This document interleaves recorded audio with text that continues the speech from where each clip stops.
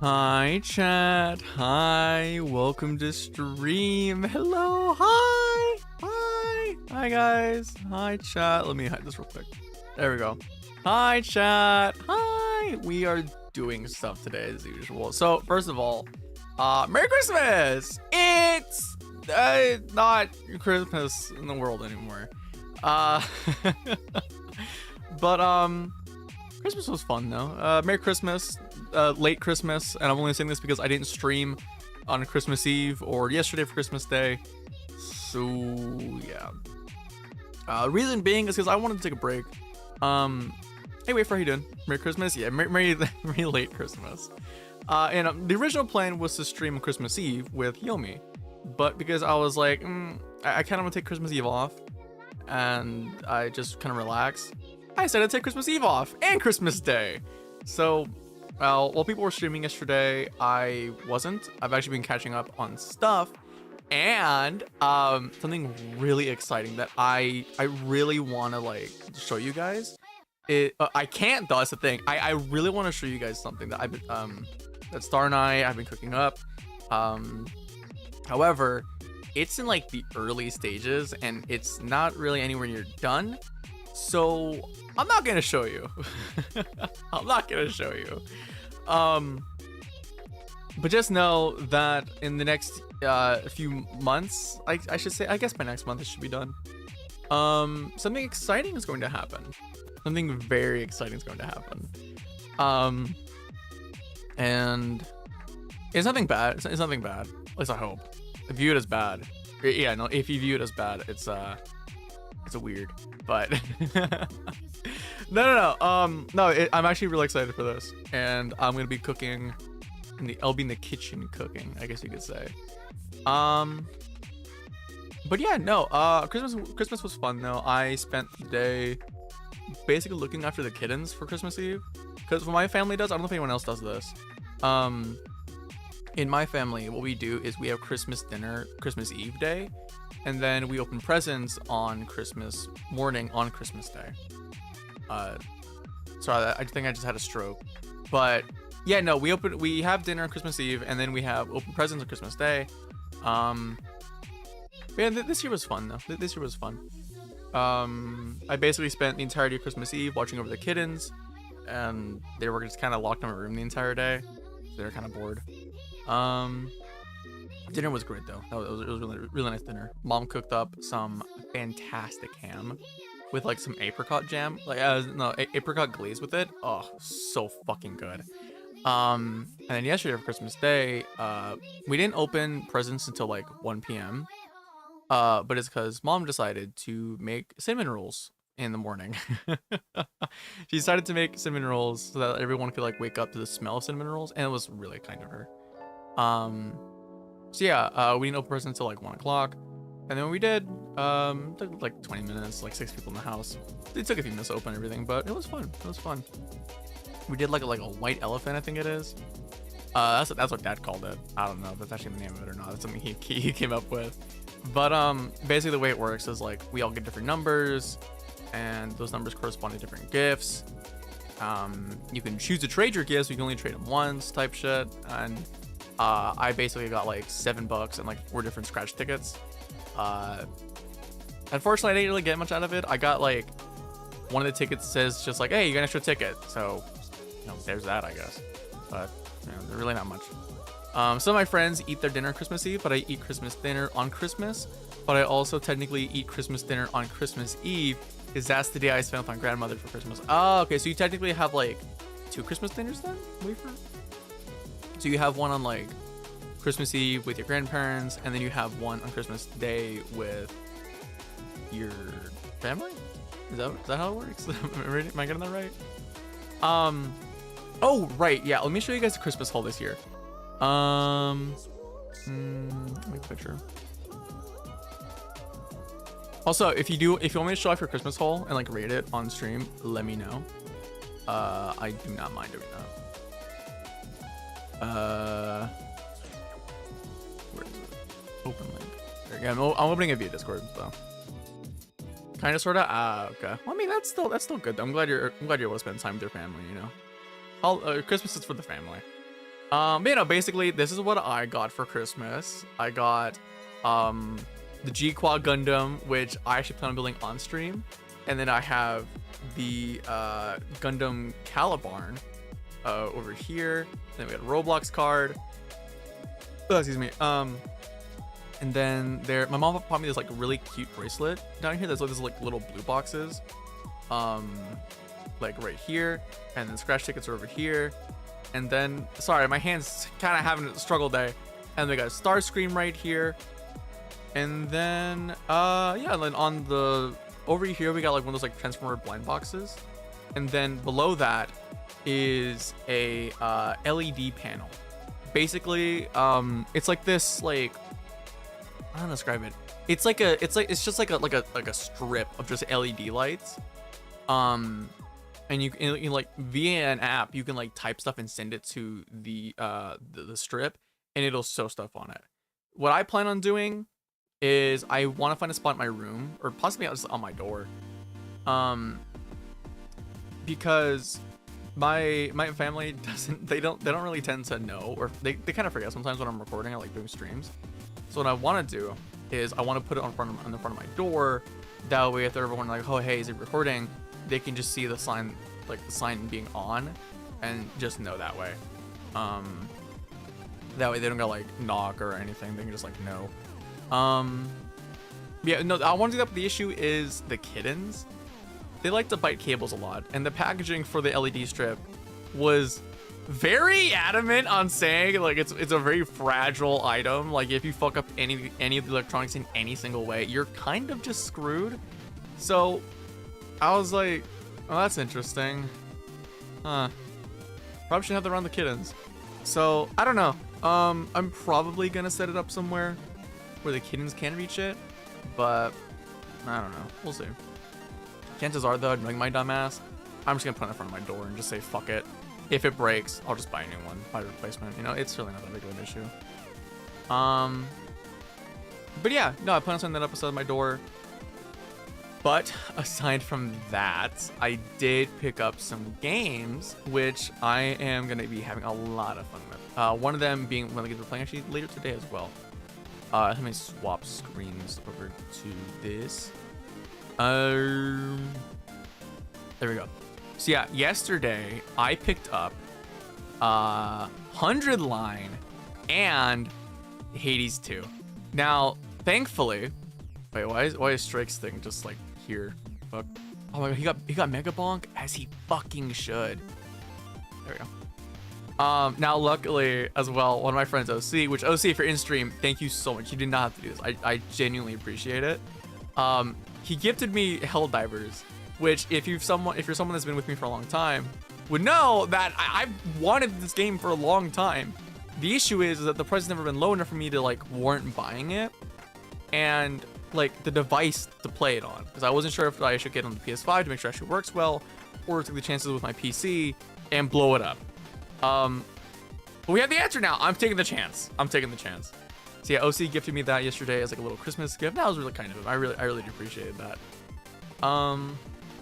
Yeah, speaking of which though, tomorrow what we're actually gonna be doing is we're gonna be doing a bit more of like an earlier stream. Tomorrow's stream is gonna be a bit earlier in the day, simply because tomorrow is going to be a Helldivers stream. We're gonna be playing Helldivers with OC, Blaster, and Strike. So that'll be fun. Before the collab starts though, I'm probably gonna like get through the tutorial of Helldivers.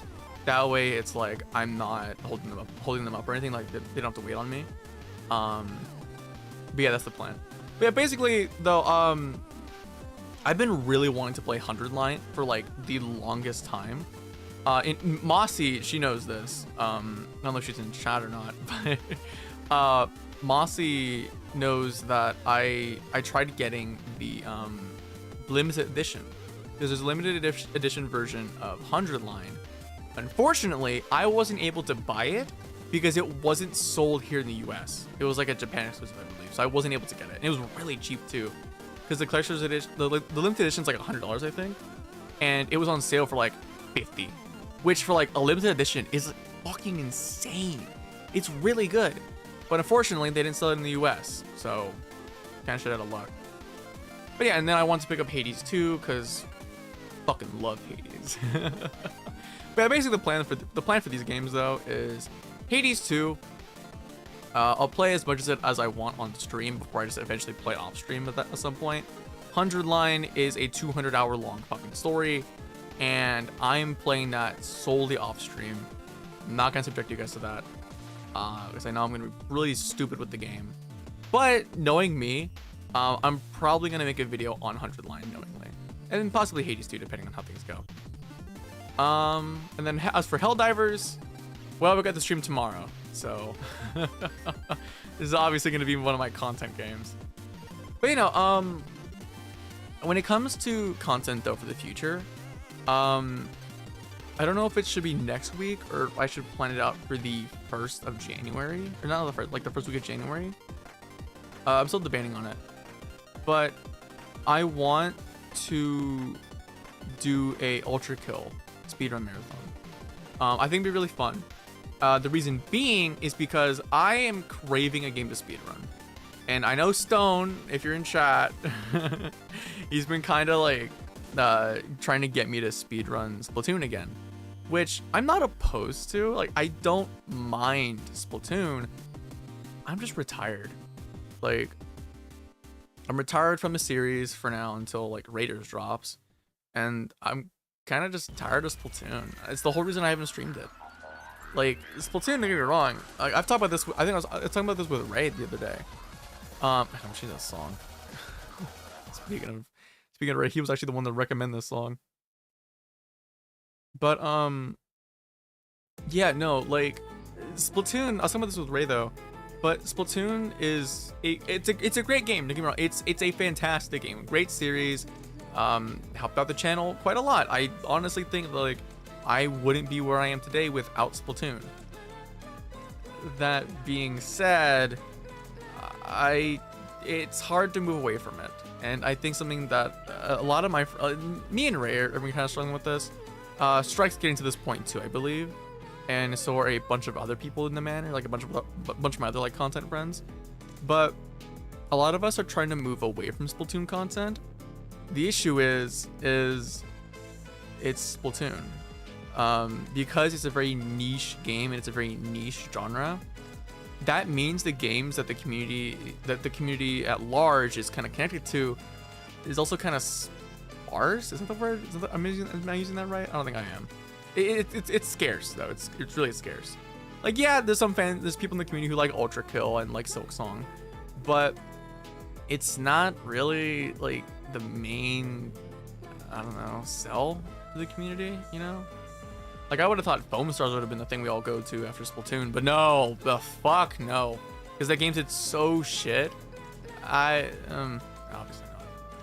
Play Splatoon 3, I'll pass. I don't know, I think a large, like, amount of my burnout, though, with Splatoon is, like, one, the content. Because content, when I was making Splatoon stuff, started off as, like, oh, I want to look at weapons, and then it turned into, let me cover everything as soon as I fucking can, which is so, oh my god, that led to like a week or two of burnout, which was so bad for me. And then Final Fest happened and whatever, and then the content ended up turning into just like funny moments, which I probably should make longer videos for.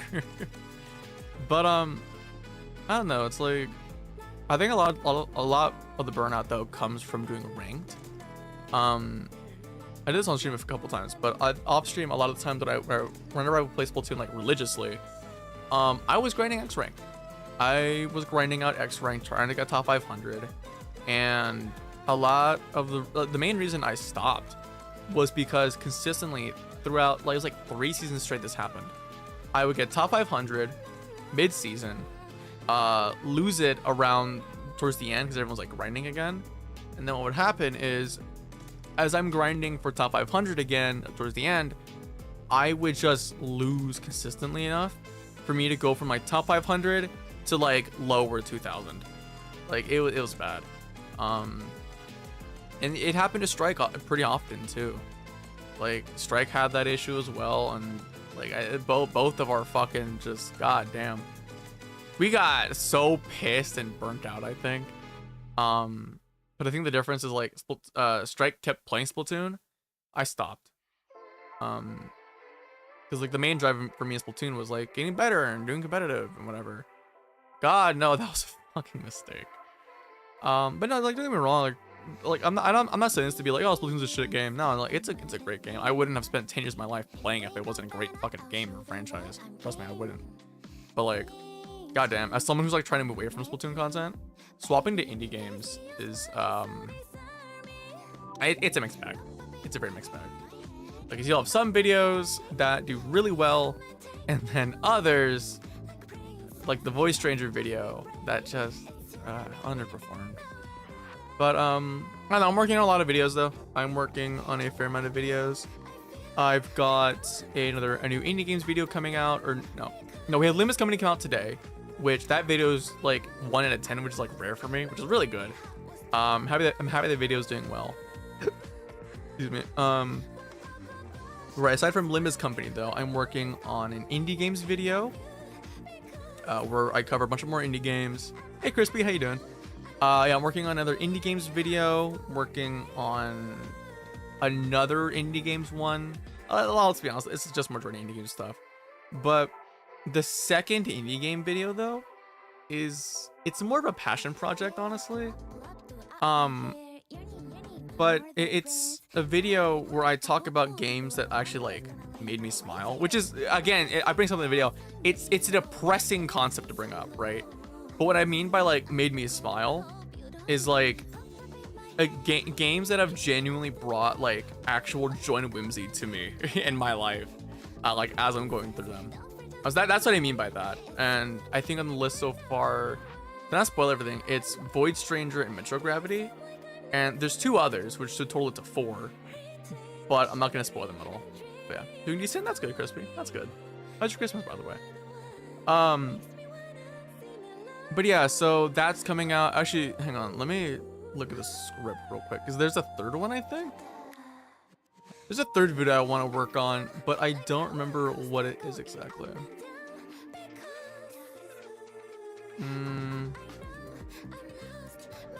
Oh, no, it's not really a video, more so it is the event, right? Right. I guess I can spoil this. I can spoil this a little bit. So, basically, I've talked about this a lot, but I want to try hosting another speedrun tournament. The issue is Stone wants it to be a neon white one, which I'm totally open to do. The issue with doing neon white is no matter what handicap I place on Stone and Eterbium, they're gonna win. And ultimately, I think Stone's gonna win. So instead of just making them speedrun purely neon white, I'm gonna make them speedrun a handful of different games. The thing is that they have to be demos. They either have to be demos or games that everyone is either okay with purchasing or already has. So not much money like is spent into the event. And I think the best alternative is to make it only demos, just so like the event is like open for people, with like neon white being the exception. But yeah, because like the thought process is neon white, which will put Stone at a huge advantage. Motor Slice, which if Striker joins will put him at a big advantage. Blow Up, which should put OC if he joins at an advantage because he's played it before. And then I don't know, because the thought process is like a game where Stone takes advantage, a game to nerf him, and then a game where everyone is equal. Because I know none of my friends have ever played Paperhead. None of them have played Paperhead. Only a handful of them have ever played Blow Up, and even less of them have played Energy and Barbecue. So it's very much like I'm basically planning this event around my friends and who I think is like possibly going to join. What I think has to happen though is I need to schedule the event. I need to like set it up, see who's joining, and then I can actually go in and start planning everything. I'm like, okay, this is the games I want. These are the games that have to go in. These are the games that can't go in. But yeah, so that is the plan for that. I don't know when that event's gonna happen. Most likely mid-January, most likely. I don't really know, but I mean, we'll see. But anyways, chat, that's enough of me yapping, right? I wanted to play Protobonds today. Those of you that were here during, I think the last stream I did, yeah, was it Tuesday? Was it Tuesday? No, Monday. Monday, I think is when I did this. On Monday, I believe, we ended up streaming we ended up streaming Malviolence. Today that what we're going to be doing is playing the what's it called? We're going to be playing the sequel, sequel, the FNAF 2 of the fucking series, Proto Violence. So yeah, let me get that game open actually. Let me get that game up and running so we can actually like start playing that. There we go. Yeah, from what I understand too, this is a shorter experience. Compared to Malviolence, which took me 3.5 hours.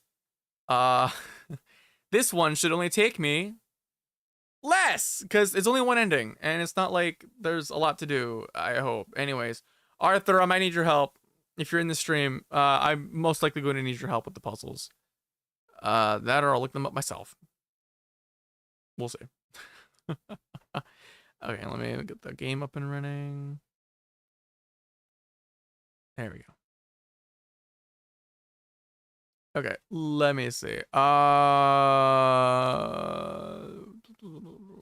Sure. That seems fine.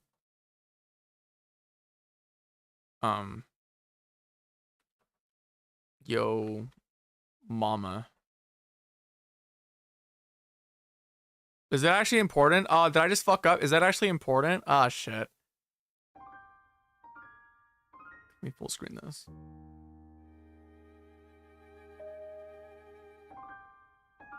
Okay, there we go. Wait, why can't I see my fucking cursor? I can only see it on OBS. What the fuck? That's weird. If I have capture cursor on in OBS, it takes away the cursor in game. What the fuck? That's weird. Okay, you know what? No, we go back to windowed. Whatever, that's fine. Or like that. Yeah, that works. Let's see. Alright, chat. Because I know this game's gonna be a lot of reading though. Well, first of all, let me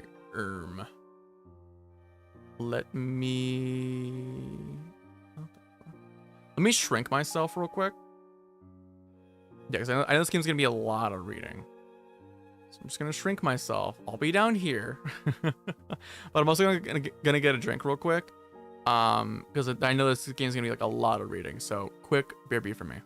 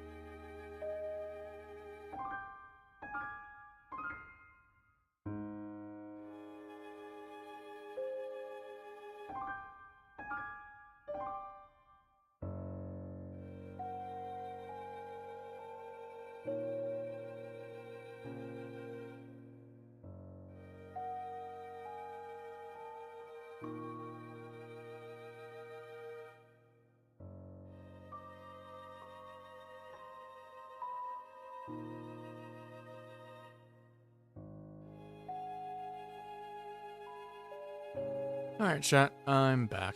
Sorry, it took me a bit. Okay, right. Let's get into it. Proto-violence. Right. Right, so this is a shorter game compared to Malviolence, but we'll see. Let's see. Over 2 decades ago, Dr. Iris Kai wrote me a recommendation for an up-and-coming international security agency. At the time, I was overjoyed to just be on track. Getting into a growing field early, to do good science while the fires of invention are still hot, then dip out with distinction before the coals grow cold. But these days, well, let's put it this way.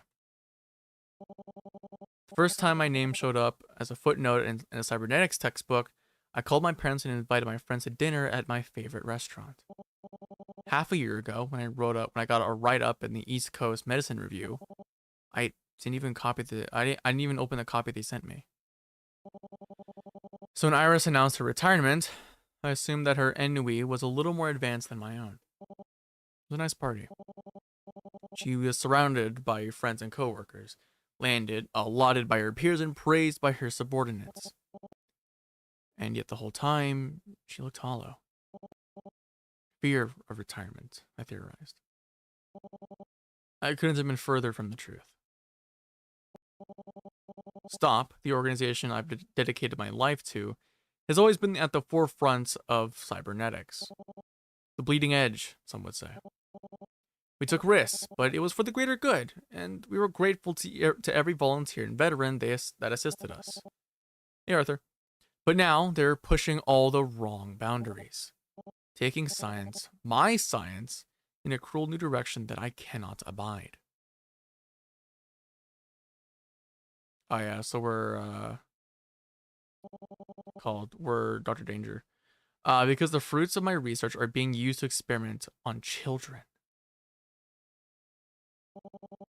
I can't fathom how STOP got so far out of hand, but I can find out. I'm not powerless, and the architects behind these new programs aren't fools.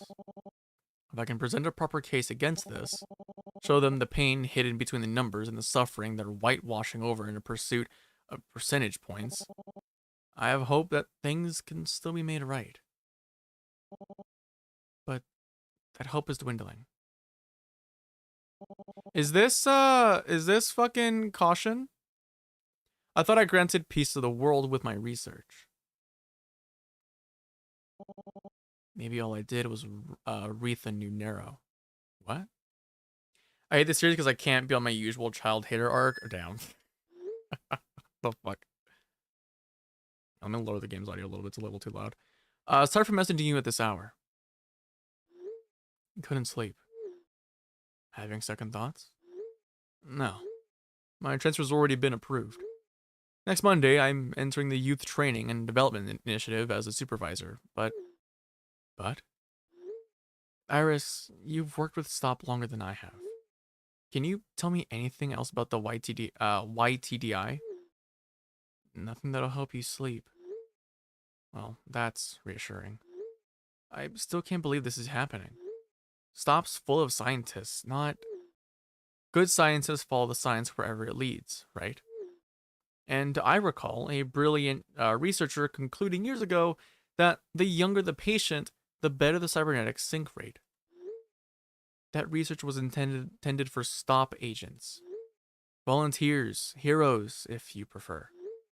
Not anyone under 18. Well, the higher-ups would beg to differ. They tell you that they're providing these trainees with an education and a guaranteed future. Worth an eye or an ear, right? I don't want this to be my legacy, Iris. Where's the greater good in grafting dangerous tech onto children? When STOP was founded, that good was clear. Back when the world was in turmoil and cybernetics were getting slapped onto terrorists and madmen in vet clinics and garages, STOP put an end to that. We put an end to that. And then we kept going, so it wouldn't happen again. Like I said, not the best topic of conversation if you're looking to put your mind at ease. But do try to get some rest anyway. Daedre. From the sound of it, you have a long week ahead of you. I did my best. All right. May 13th, 27, 4.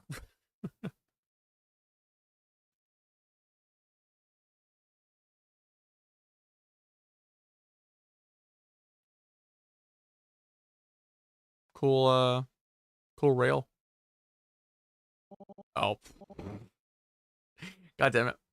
My first impression, this is beautiful. This is beautiful. Natural light trickles through frosted glass, enveloping the courtyard below in a beautiful, warm glow. From the bridge I'm on, I can even see green. Grass, flowers, trees, an oasis of natural beauty, full of life, and full of laughing children. I can't help but wonder if I made a wrong turn. There aren't any stark surgical scrubs or hospital gowns, and the air smells clean, not disinfected. But inevitably, my eyes are drawn towards the towering column that pierces the building center. It's a dark monument, one with few doors, no windows, and a very heavy shadow. My skin prickles. What purpose could... Not lost already, are you? My train of thoughts, grim path, is cut short, but familiar husky voice. Oh, hi. Angie, it's wonderful to see you again. Same to you, Daedra. Oh, Daedra, that's how you fucking say it. Oh my god, thank god. As usual, Angie is formal, but I recognize the warmth in her words. It's been a long time since we've talked face to face. For sure. I didn't think we'd get to work together again. But not every career path's a straight line, right? No, definitely not. Happy as I am to be working with you, I was surprised to learn that you wanted to transfer here.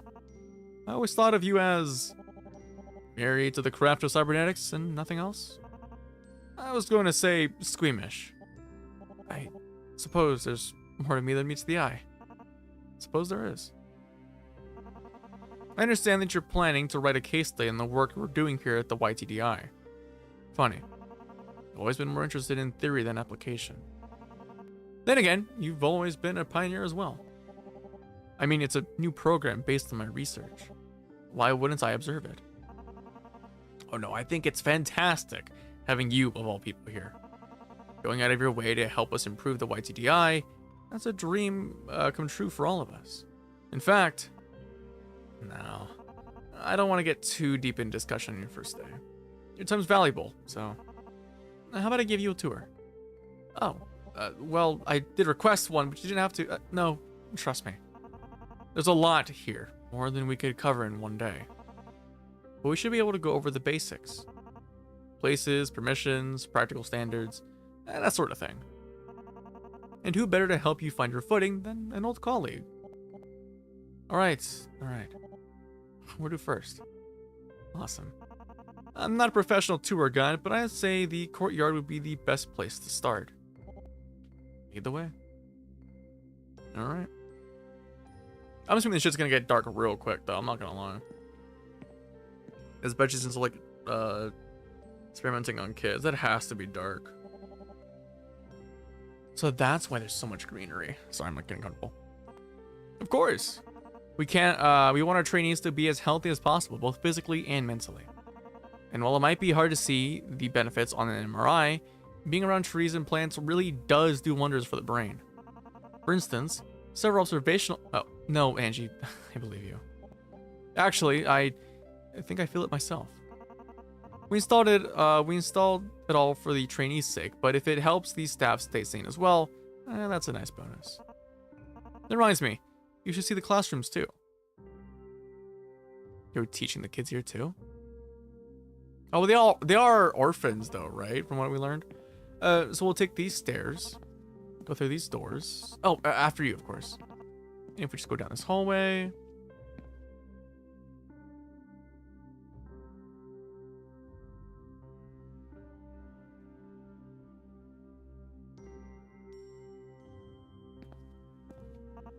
We're here. Bit of a walk, isn't it? Must be easy to get lost. I suppose. but you get used to it. Anyway, this is where the trainees get educated. Oh, and what does that involve? Well, we've got all the core essentials. Math, literacy, self-defense, and physical ed. Pardon? Physical education. No, I mean self-defense? Hmm? Oh, don't make that face. It's not that serious. Oh, I can scroll back through previous text? I didn't know I could do that. Damn, I can go all the way back. What the fuck? That's cool. I didn't know I could do that. Gym mats and padded gloves and whatnot. At their age, the trainees couldn't hurt each other even if they tried. And do they ever try to hurt each other? The world is a dangerous place. Our trainees know that better than most their age. The earlier we teach them how to protect themselves, the better off they'll be. Yeah, I'm sure self-defense isn't serious. Yeah, I'm totally sure it's not that serious. I suppose you're right. I feel like she's convinced herself that, like, no matter the, like, bullshit they put these kids through, it's for the greater good. You know, I'm sure, like, that's what, like, she's convinced herself. And I can already see her being, like, the antagonist for, like, this part, for this game. But it's not all schoolwork and drills. The trainees get to do fun stuff, too. I mean, we passed an arts and crafts center just moments ago. You should see some of the stuff they make in there. We might have the next Rothko or Agnes Martin on our hands. I nod as if I know who the people are. Fine art never was a favorite subject of mine. Well, I'll have to check it out another time. Oh, yeah, you ought to. Maybe I'm going about this the wrong way. You want to observe a trainee for your case study, correct? Yeah, that's right. Why do you ask? Well, we got a class going on right now. It should be literacy at this time of day. You're suggesting I choose my case study subject right now? That could give you a much better idea of what we do, seeing how the trainees actually go about their day. Come on, look over here. Don't worry, they won't notice us. They're all preoccupied with writing exercises, it looks like. What? Nah, she's convinced herself this is for the greater good. Nah, there's no fucking way, dude. She's convinced herself. Hang on, Struck just sent me something? What the fuck?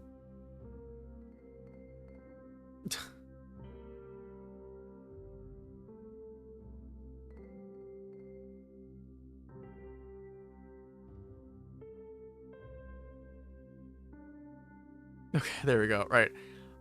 This is a classroom? Been in medical libraries with more noise. Well behaved, aren't they? You can thank the core curriculum designers for that. Are we just gonna gloss over that? Our trainees are showing a 34% increase in memory retention compared to the same age control group, short and long term.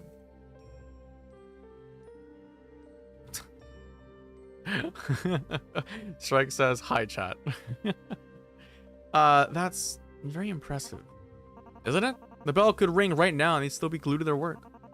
It's, if this were any other education program, they'd all be fiddling with their fine line, just glowing at the clock, doodling in the margins. Like that child over there. Right. That one. He's a bit of an outlier, statistically. Really? But I thought your curriculum was... Well, it's not 100% effective. Sometimes you'll get stragglers. But we don't leave them behind. All they need is a little extra motivation. He's also transparent, yeah. There, the teacher's already taking notice. He's taking him to the front of the classroom? Is he being yelled at? Yelled at? The teacher might be raising their voice. Hold on, where are the children growing up with him? They didn't do anything wrong. Well, that's the extra motivation I was talking about.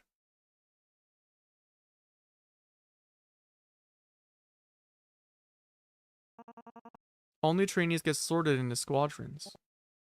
Squadrons? Like soldiers? Like birds, I'd say. They're close knit. We expect each squadron to fly at roughly the same pace, so if one member underperforms, the entire group is made aware of it. I know it all looks inflexible, but they're better off learning these rules early. I'm not sure that...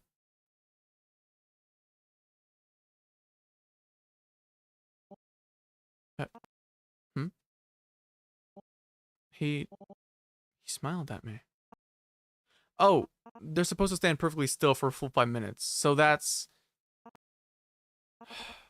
Not to refocus. I've made my decision. Oh, good. So, which trainee... I want that boy to be my subject. And why him specifically? I can't give a concrete answer. Suppose I'm going with my gut. It's not very scientific. Then why don't we call it an intuitive choice made by one of the world's leading cybernetic researchers? Shit, sorry. Right. But as I said, that particular trainee is something of a statistical outlier. Then taking a closer look at him should help us correct any inefficiencies in the program, no? Suppose I can't argue with that. Dog, nah. They brainwashed these kids. What the fuck, man? They've actually brainwashed them.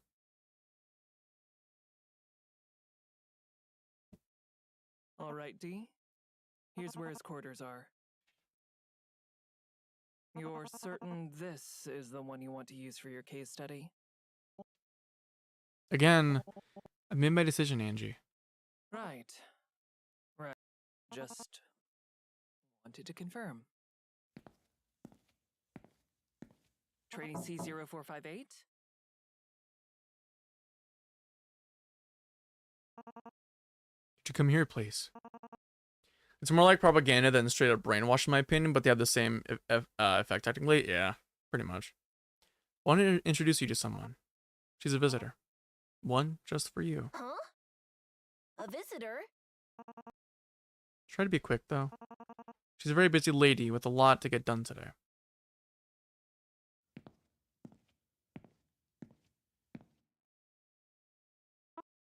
Oh. Wait a minute. You're the lady I saw in class. Indeed she is. What's, I almost said season 4, 174. Jesus Christ. What's 174 doing behind you? Oh, Shri wanted to come, so I let her. What a good friend you are.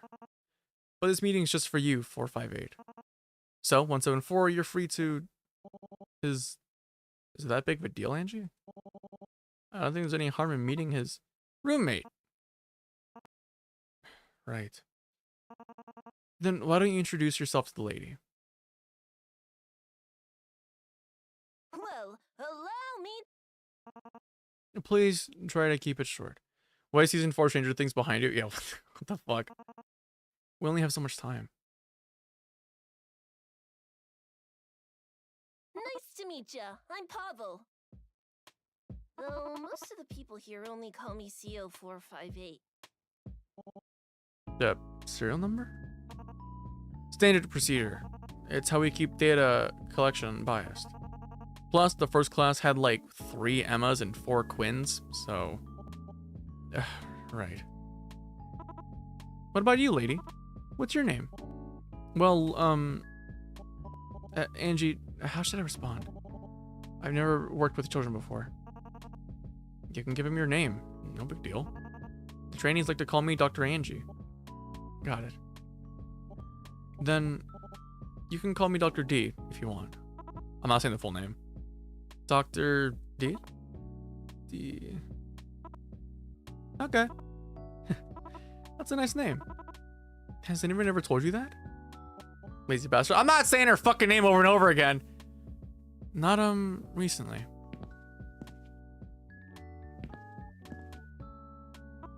Oh. Do you want to introduce yourself, too? Well, the floor's all yours. Hello. I'm, Shreya.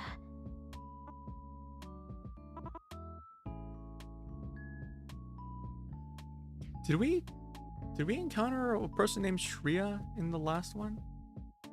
In the what's it called? Malvas? Did we? I feel like that name's familiar to me. I don't know. You got this, Shri. Look, Dr. D's waving to you.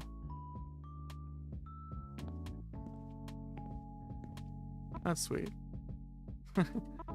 Shri is my roommate. Normally, we stick together. If I'm around, chances are she is too. I see. Are you too close? Oh, we're besties. We never go anywhere without each other. Except for class. I wish we weren't in different squads. Hey, D? Sorry to butt in, but I'm afraid we don't have all the time in the world. Unless you want to skip out on the research labs for today? No, I do want to see them. Let me just wrap up here. It's lovely to meet you, 458. Starting next week, I'll be interviewing you. Interviewing me? About what? To be honest, I haven't quite decided yet. But I think I'd like to talk to you about your hobbies, your classmates, your future, lots of things like that. Oh, I can do that. But I'm confused. Why me? That's a good question. Because I picked you specifically. And why did you pick me specifically? That's the word. Well, you stood out in class. I saw you and I thought you'd be interesting to talk to. Makes sense. My teacher says I'm like a dandelion in a field full of roses. That sometimes feels like an insult instead of like an actual compliment or like anything endearing. That's one way of putting it. But wait, what about your friend? I promise you won't be alone. You won't be alone for long. Once I'm done talking with you, you can go back to, what do kids do these days? I haven't been around them so long. Back to playing. Did I guess right? Oh, thank God. Sound reasonable? Yeah. It's a deal. That's sweet. I sure hope nothing bad happens to that kid. Sure would suck. Sure would suck.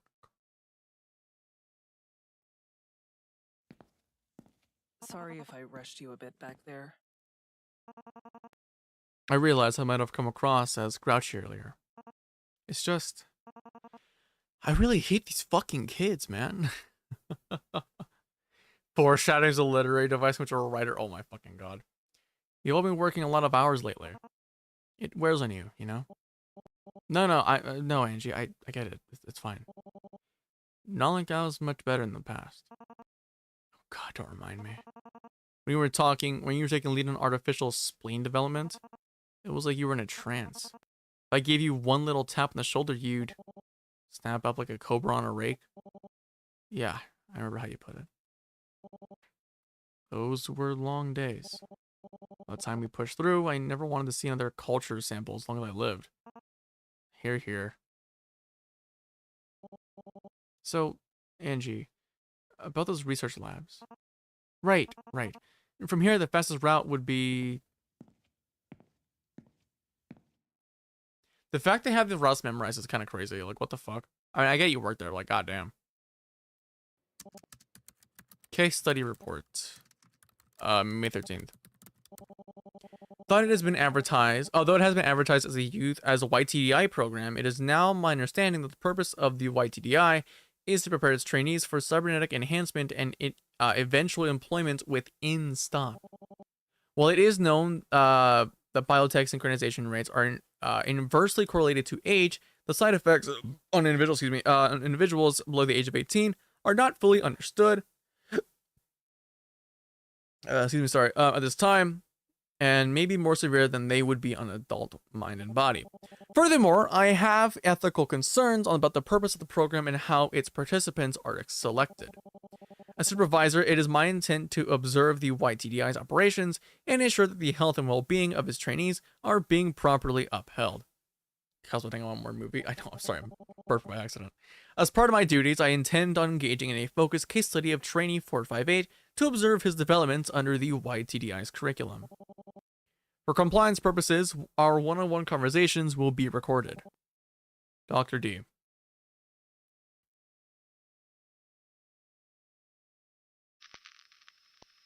I think I glitched the game, what the fuck? Alright, June 30th. So it's been a whole month now since the thing. Did I was like, did I just break the goddamn game? I'm gonna save. I don't know if there's any puzzles or anything in here, but I want to save just in case. Hey, look, a fucking puzzle. Investigation. Use your mouse to explore D's desk. When your cursor changes in magnifying glass, you can interact with something. Okay.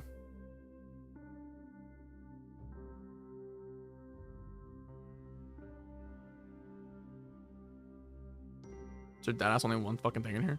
Really? Alright. Welcome back to Danganronpa. Oh god. Info! Jean's report. Once Dee's case study is finished, she'll send these documents to Stop's higher ups. She hopes her findings will shut the YTDI down.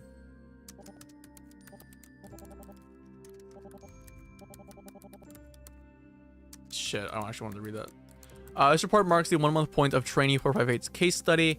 In this time, I've observed several facets of the YTDI's operations and now believe that I have a firm grasp of the day-to-day activities of the trainees. The majority of trainees selected for the YTDI come from orphanages. Upon arrival at the YTDI, trainees are separated into squads similar to the ones utilized by STOP field agents. Formal education takes place entirely within these squads and involves tuition in literacy, mathematics, and self-defense, etc. Outside of the classroom, trainees have access to several extracurricular activities, including craft work, sports, and video games. Cool. Probably COD. Hang on, I'm gonna skim through all this so I can like actually read the whole thing. While these activities are beneficial for fostering bonds and growth between children, I find it notable that they overlap with activities undertaken by STOP operatives in the recovery period after the implantation of new cybernetics.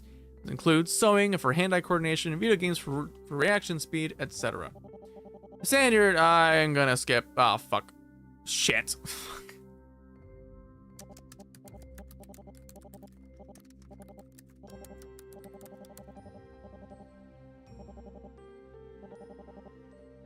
Oh, there. The standard of care appears to be at least sufficient. 458 has expressed that it is a significant improvement over his previous lodgings. Still, I have some questions to raise with Dr. Tan later. Dr. D. Okay, there we go. Alright, someone else has ever interact with? Oh, the notebook. Dee's diary. Like many academics, Dee has thoughts about herself and whoa, fuck. Alright, June 6th. Part of me, okay, this is a week prior to today. Part of me just wants my thoughts to blow with the wind. Putting them to paper will have to do for now. Besides, all the blue light was making my eyes ache. That's it. Trainees are all orphans. I'm not surprised. But I am surprised that the YTDI isn't much different from a standard boarding school, militaristic dressing aside. Compared to how STOP's first few batches of field agents were housed, the accommodations here are downright luxurious. Still, that's comparing volunteer soldiers to abandoned children. Strange analogy, to put it mildly. And for some reason, the trainees' meals consist of lab script, and only lab script. Why? It's true that lab script contains all the nutrients they need to grow healthy and strong, but it's intended for typical in vivo test subjects. I've seen the size of the budgets that STOP works with. They can definitely afford to feed these children real food. Fuck? Fuck is lab script? That's the rat pellet shit that we ate in the first game at the very beginning, and we died. At least education is world class. Clearly, STOP's spending was put to good use there. One time, Angie took me to a literacy lesson. Out of the blue, she asked the trainee to recite part of King Lear, and the girl belted it out like it was on a switch. I don't know how useful that skill was, but it was definitely impressive. Another time, the two of us watched as a teacher taught a squadron field. Taught a squadron field pharmacy in the courtyard. If someone uses mushroom, how would you counteract its effects with only the items in your bags? How long do they have before their airways close?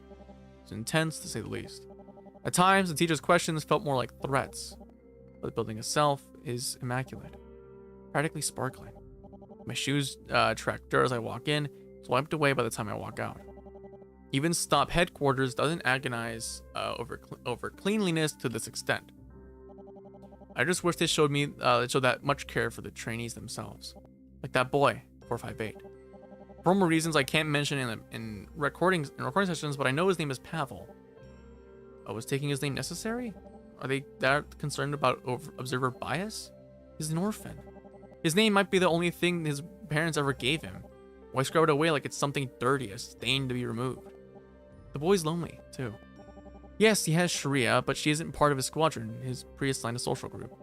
His squad mates exclude him outside of class.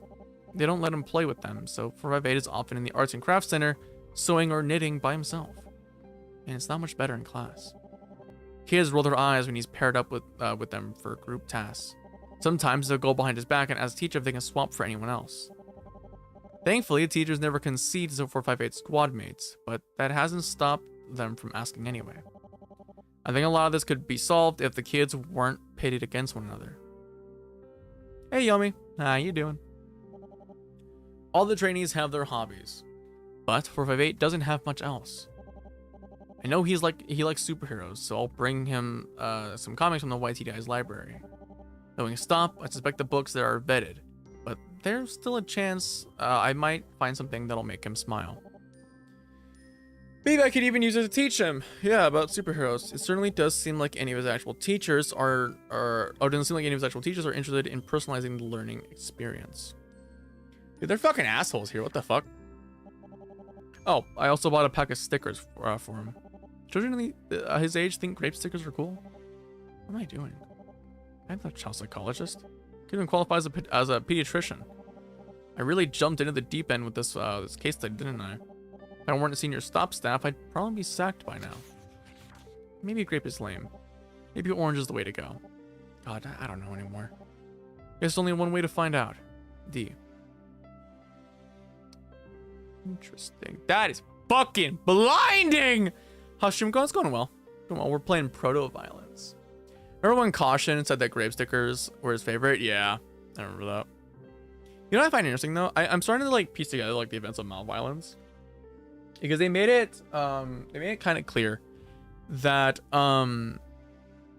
Caution targets people. He like when he like abducts people to like fuck with, it's targeted. So I think if anything, he's likely targeting people that came from the YTDI programs. I don't know. I like that. That's what I'm theorizing was like going on with the first game. Was like the guy that we were playing as came from the YTDI. Like he is a product of the YTDI program. Because D in the first game did mention that like Caution has a very he has a preference towards like test subjects, you know, towards like specifically Stop test subjects. So my theory is that he was likely very interested in seeing and possibly even torturing Stop agents for one, yeah, but possibly Stop agents who are the product of the YTDI program, you know, because maybe his plan is like, hey, maybe if I kill enough of them, it'll show that like, you know, the YTDI program isn't good.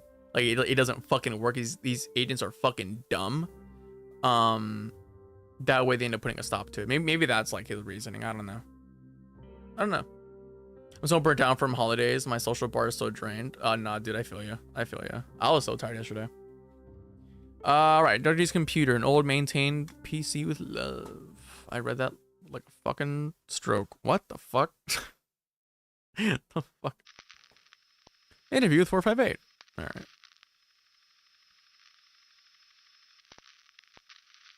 June 12th.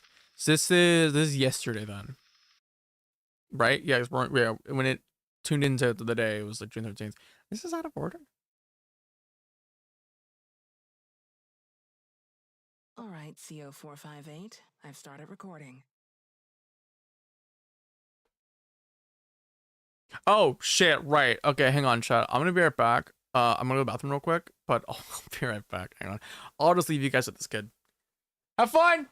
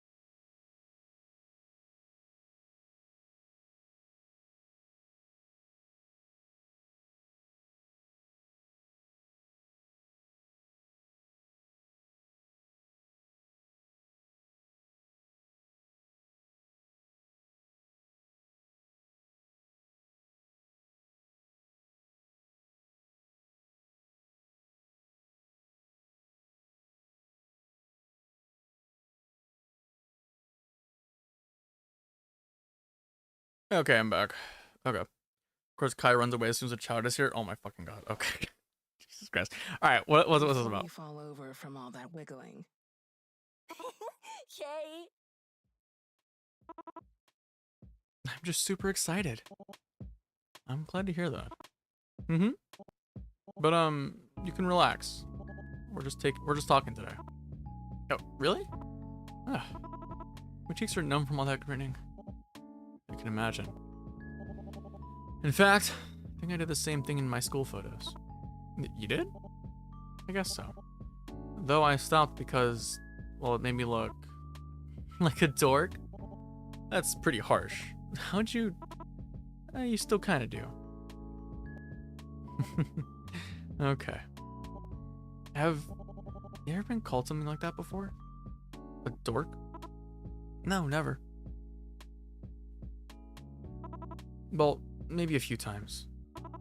But the other kids don't know anything, so it's their loss. What don't they know? That when I grow up, I'm gonna be super famous and super pretty, and I'm gonna have 1 billion friends. I'll cross my fingers for you. Anyways, we're starting to veer off topic, and I only have so much time, so... So, why don't I ask you some things? Hey, friend double. Good afternoon, how are we doing today? Oh, we're doing pretty good. We're playing proto-violence. Okay. What do you want to know? For today, I have 3 questions. Pop quiz, huh? Okay. I'm ready to go. Great. Then let me just get my papers out. There we go. First question, how did you come to join the YTD? Ah! What do you mean? I mean, before you became a trainee, where did you live? Well,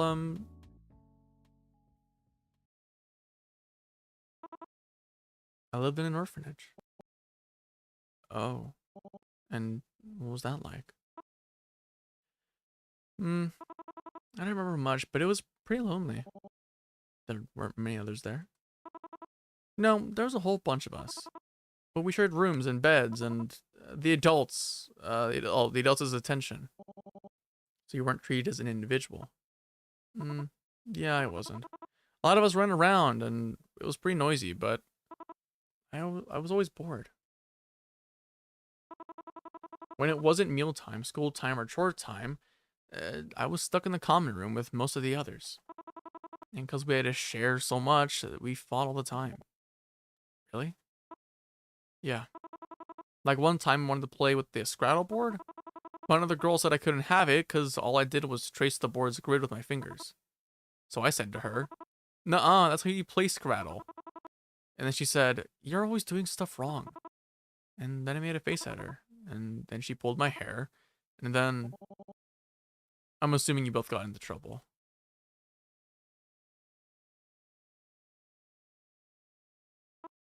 Yeah. I scratched her and she started crying. So I got punished. Found the rule book later. She was right. I was playing the game wrong. I said sorry, but the way I played, it was fun too. Interesting. How were you picked for the YTDI? You seem different than the other trainees. At least compared to the others in your squadron. I don't know. One day, these people in white clothes came to the orphanage. They didn't want to play or talk or anything. They just watched us for a week or so. Then this loud person told me and a bunch of other kids that we had a bright future ahead of us. And then they brought us here. Must have come from a world away, huh? I don't think so. I fell asleep on the bus because I couldn't sleep the night before. But when we got here, it wasn't even lunchtime. I see. Let's move on to the next question.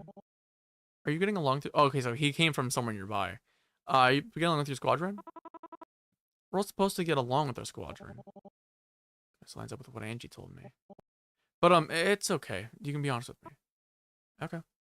I fucking hate him! Okay, well, there we go. Most of my squad mates are boring apple polishers. They hate me just because the teachers get mad at me and make us stay in class for an extra 10 minutes. But it's not my fault class is dull. It's not like my doodles are bothering anyone. Did you know of any of your squad mates back at the orphanage? No. For some reason, I was put in a different squad from everyone else I knew. Squad sorting must be done randomly. Trying to avoid pre-established social grouping? It's weird. Sorry, just had to adjust something down. What about your roommates? What do you think of her? Roommate? You mean Shri? Well, she's really quiet most of the time. Once you get to know her, she's really smart and kind. Most importantly, she's my best friend. I feel like Shri's gonna fucking die, bro. You told me that when you introduced her to me. Yep. She's also my first friend. I guess my only one. When class is done, we talk about whatever we want and do things together. Oh, and the teachers, fuck! Oh my god! Teaches me all kinds of stuff. Tutoring? Like a few weeks ago? She taught me how to do my hair. Huh. That's why I have a hairband there. Ah! I wear it all the time now. I didn't realize that was a hairband. I thought that was just like the way his hair fucking was. Okay. Is there anything else you do together? Filling in coloring books, playing Mary Mac or Sailor Went to Sea. Oh, and we read. Though Shreya is way better than me at it. Like, way better. Damn, that was just an anime. Yeah, I know. What the fuck? Alright, the teachers say she was 2 reading levels ahead of the rest of her squad. Wow. That's genuinely impressive. I know, right? She's so cool. Which brings me to my third and final question. When Shreya's not around, what do you like to do in your spare time? Sewing and knitting. When it's break time, I go to the arts and crafts room and make stuff. So far, I've made a placemat and a headband and a scarf. I can show you some time if you want. Maybe another time. Okay? Just let me know when you change your mind. Actually, there's one more thing I like doing. The teachers say it's not proper. So I'm scratching my neck. Shoot. The word is right on the tip of my tongue. I know it begins with L and... Is it literature? Yeah, that's the one. Anyway, I like reading comics. There's a lot less words than Shriya's books, but they're filled with cool pictures. Wish my art was that cool. Well, you know what they say, right? Practice makes perfect. If you keep going, you'll get where you need to be. One step ahead of you. That's why I doodle in class. So I can get good fast. Is there anything else you enjoy doing? Well, a lot of stuff I want to try, but class and homework's always in the way. Ugh. Sorry. Maybe we can get more free time in the future. Yeah, me too. So, that's all the questions I have. I think I'm comfortable stopping here. Huh? You're leaving already? Yeah, I'm afraid I'm still playing catch up with work. Playing? No. You know how you have class? Oh, I get it.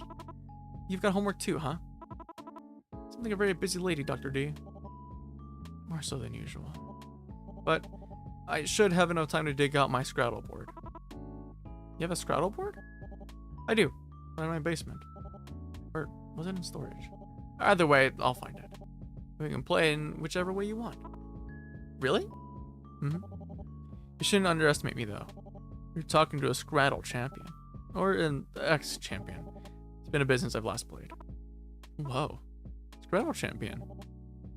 I really do have to go now. But here, please take this. Consider it a thank you of sorts. Aww. What? What's this? It's a special kind of sticker. If you scratch it... Whoa! It smells like grapes! Yeah, it sure does. Is it, cool? Thank you, Dr. D. And, thank you for talking to me. I'll see you next week, yes? Keep bringing in awesome stuff like this, and I'll talk to you every day. That's sweet. I sure hope nothing bad happens to that kid. Sure hope nothing bad happens to him. Man, that would suck, huh? Are we really going to cycle through everything here? D's phone. And then they all exploded, yeah. The craft center was new. Nice. The fuck? I mean, that's got to be a good sign, right? A good sign and a good thing are different matters. Come on, help me out here. Help isn't what you're texting me for, is it? Besides, I'm a lot more concerned about the militaristic conditions you've reported. That can change. Yet every time you critique some part of the YTDI, Dr. Tan seems to resist. Angie's always been pretty rigid. She's such a bitch. Just very by the books. Dr. Tan is an associate director. She's been around for so long that she writes the book. No one's forcing her to stay where she is. What? Tanal's a river in Egypt, yeah. I could have easily been in her shoes, Iris. Not with her scruples. Is that how you say it? Scruples? I never worked directly with Tam, but I know her reputation. She's got a savior complex. That's dangerous. What? She just wants to help people. Motherfucker! Look at the signs, dumbass! Like, oh my god. I'm sure she believes that, but she works in cybernetics. And when you're holding a hammer, everything looks like a nail. We haven't seen her with the trainees. Every time we pass by a group of them, she smiles and waves, asks how they're doing. And then they give her the biggest, sweetest smiles back. They don't do that to any of the other researchers. D. She's my friend, Iris. You're one of the brightest people I know. So stop being such a fucking idiot. Maybe the best of your generation. So why are you looking away from the truth? You've seen the lab script, the classrooms, the goddamn panopticon. You don't owe Tan your trust. Or anyone at Stop for that matter. They've given their stamp of approval for all of this, and it smells rotten. We can heal that rot. Art, dude. Dumbest smart person I've ever fucking seen. What the hell? If you say so. I just want to have faith in the colleagues and friends I've worked with for years. We've made the world the safest it's been in decades. So I'm positive that things will get better. Angie included. Angie just can't change her mind. Oh, that's why the case study needs to go on. I will make them all listen. Right. Anything else you wanted to discuss? You know that trainee I chose to work with for my case study? 458? I bought him a grape scented sticker the other day. You live good. Well then, I take back what I said. Sounds like it's all rosy over there. I understand wanting to be like optimistic and whatever, but with Tan being such a bitch, like, brother, what the fuck? Also, how are we still in today? What the fuck?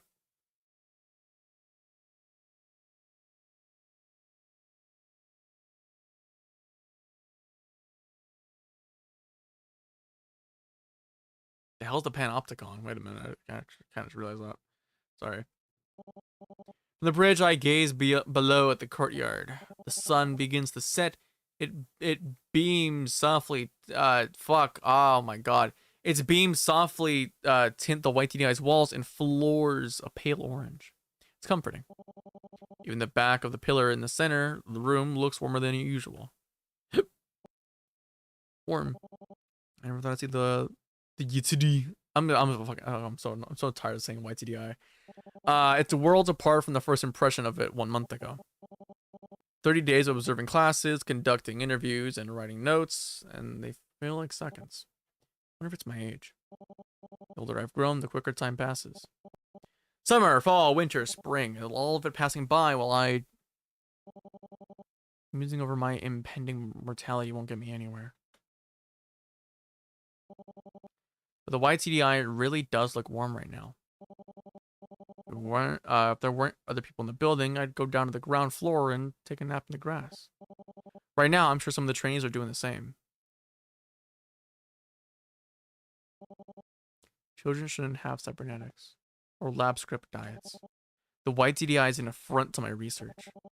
Any sane person would agree with me. That's why I'm doing everything I can to shut it down behind the backs of the people who run the program. But I can't object to giving children, unwanted children, a home, an education, a guaranteed future. They don't have to hunt for scraps or wake up each morning and search for shelter over their heads. As long as they stay. Once again, Angie's voice cuts through my...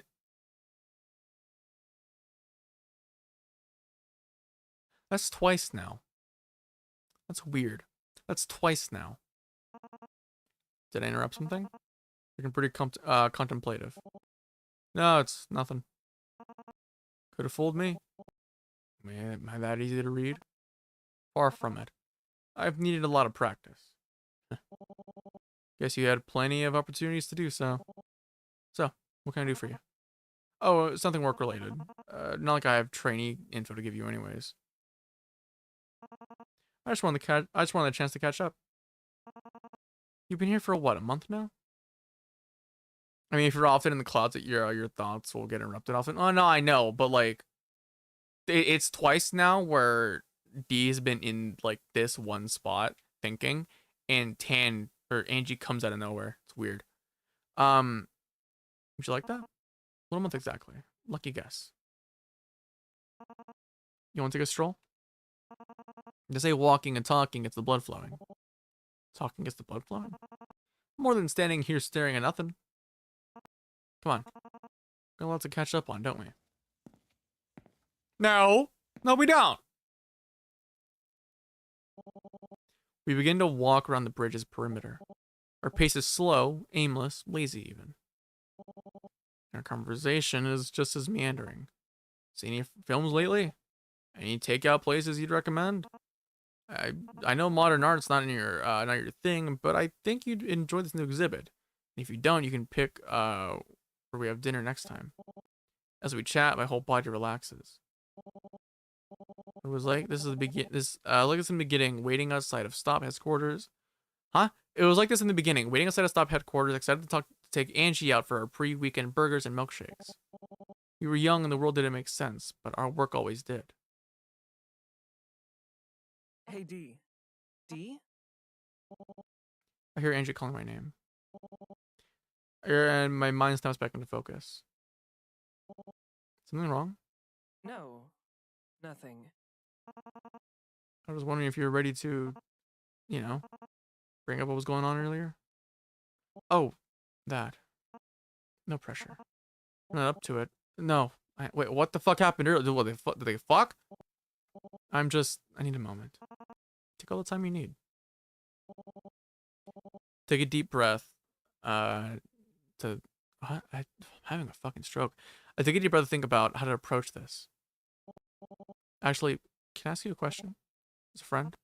Go ahead. I'm all ears. Why did you end up working for the YTDI? Hmm? It's a big question. It's one that's been on my mind a lot lately.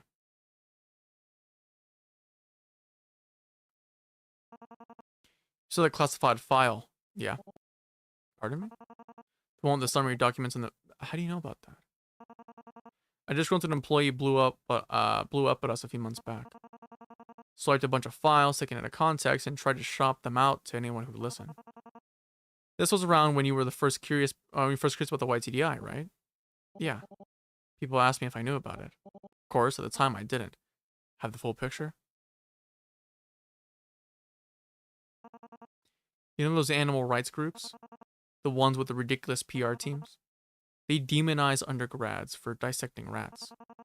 Blast the web with oversaturated gory photos, sensationalized blog posts, social media campaigns, the works. Cherry picture information to make normal scientists look vile and make themselves look heroic. Those lab researchers care for those animals like they were their own pets. There are piles of paperwork, elaborate onboarding procedures, frequent inspections on the welfare. Even on a practical level, they discourage their suffering. There aren't any rats in this facility, Angie. Of course not. Just want to make an analogy. Ah, nah, she views the kids as rats, doesn't she? You know, people exaggerating things and all that. Okay. Then I apologize for... No, I'm glad you pointed it out. I don't want you to take anything I said the wrong way. You were going to tell me about why you joined the YTDI? Right. We went off topic, didn't we? Everyone has the right to a bright future. Most of these trainees don't come from pleasant backgrounds. All of them are orphans. Many of them lived in places that couldn't even feed them once a day. So if Stop hadn't intervened, their futures would have been... Yeah. Well, that's why I think the YTDI's potential, you know? Provides its trainees with housing, a community, secure life. By giving them a secure life, the YTDI will prevent future crimes. Huh? So in the long term, the YTDI will contribute to Stop's raise on Dietre? Exactly. In the short term, we're changing these trainees' lives for the better. Still, seeing children receive cybernetic enhancements, it's just doesn't sit right with me. I understand. You don't want to be remembered as the mother of cyborg children, do you? I don't have anything to say to that. It's French for its reason to be. What the fuck? She's spot on. We don't do anything here for fickle reasons. Subjects are only ever cybernetically enhanced if we feel that their quality of life could be improved. The file you saw? All those photos? Every one of those children were physically disabled. But I saw it's a blonde girl. 145, I remember. Ano... What the fuck is that, chat? Oh, raison d'etre? That's French? Oh, okay. What the fuck is anophthalmia? What is that? Fuck. Her poor vision... Never mind. Her poor vision caused her to struggle in class, so we gave her a new eye. Now, her essays are on par with some of the top students in her squadron. I see. Some of these trainees came here with congenital defects. Anophthalmia is the medical term for the absence of one of both. Oh, interesting. Others with injuries from horrible accidents. We've only ever used cybernetics to level the playing field between them and their able squad mates. Shoulders feel lighter. My brown furrows. Relieved to hear that. I'm relieved to know that my legacy hasn't been completely tarnished. No, it is. Hey, back up. I want you to know if you have any concerns, You can always come and talk to me. Or just vent, if it's after hours. Almost feels like old times. Yeah, we're practically kids again. Hey, want to come to the arts and crafts room? Isn't that for trainees? So? Most of them are in their rooms right now. Even if that's true, you know that. Oh, D. I'm not spending the next cloud gate or anything. It's just to decompress. Fine, I'll come. Yes. But in return, I get to pick the restaurant for dinner. Oh, so reading out again? Just like old times. Just like old times indeed. Whenever I see a VN character go towards the screen, they make me think of Monica from GDLC. Yeah. I was expecting like a fucking kiss or something. I don't know. Another month? Wait, that's 2 months. Wait a minute. Okay, so she's been here for 3 months then. Okay, that makes me fucking wonder then, right? What the hell happened to Pavel? Because Pavel's clearly caution, right? Right? But from what we understand, he has a new eye and he has a new arm. So what the fuck did they do to him? Like, what? Okay. Chat me for I don't want to read all this shit. I don't want to read all this shit. Eat his bones probably? I mean, maybe. Alright, let's go to the interview.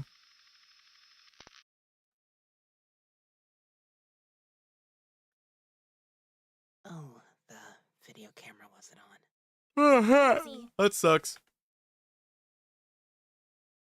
Guess the world will never know the results of our grand Scrattle match, huh? That's quite a shame. Your skills have improved tremendously. But I lost again. Well, I was a Scrattle champion. You just learned this rule set a couple of weeks ago. I mean it. You're very good. You go to toe-to-toe with Shreya now. Oh? Have you foolish adults finally reevaluated my reading ability? No, you're still fucking dumb as bricks. Oh, wait. I don't think Shreya knows how to play Scrattle. Could you teach her? From what you told me, I think she'd also make a wonderful player. Maybe. Dude, I'm reading this shit off the OBS. It's so fucking bright in my eyes right now. Holy fuck, my eyes are like starting to hurt. I don't know if I'll have time, you know? What do you mean? Did something happen? Load the brand. Is there a way to do that? Hang on. No. It's fine. I'll just look via OBS. It's fine. I'm gonna save though. There we go.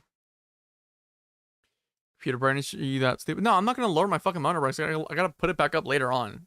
No, it's fine. Can I tell you a secret? Okay. So a teacher asked me to stay behind in class. I thought he had spotted me drawing again, but he told me I didn't have to study anymore because of one of the researchers. Because when the researchers had talked to him. Strange. What did they tell him? Well, he said, I'm gonna go through my first processing. What is that? I don't know.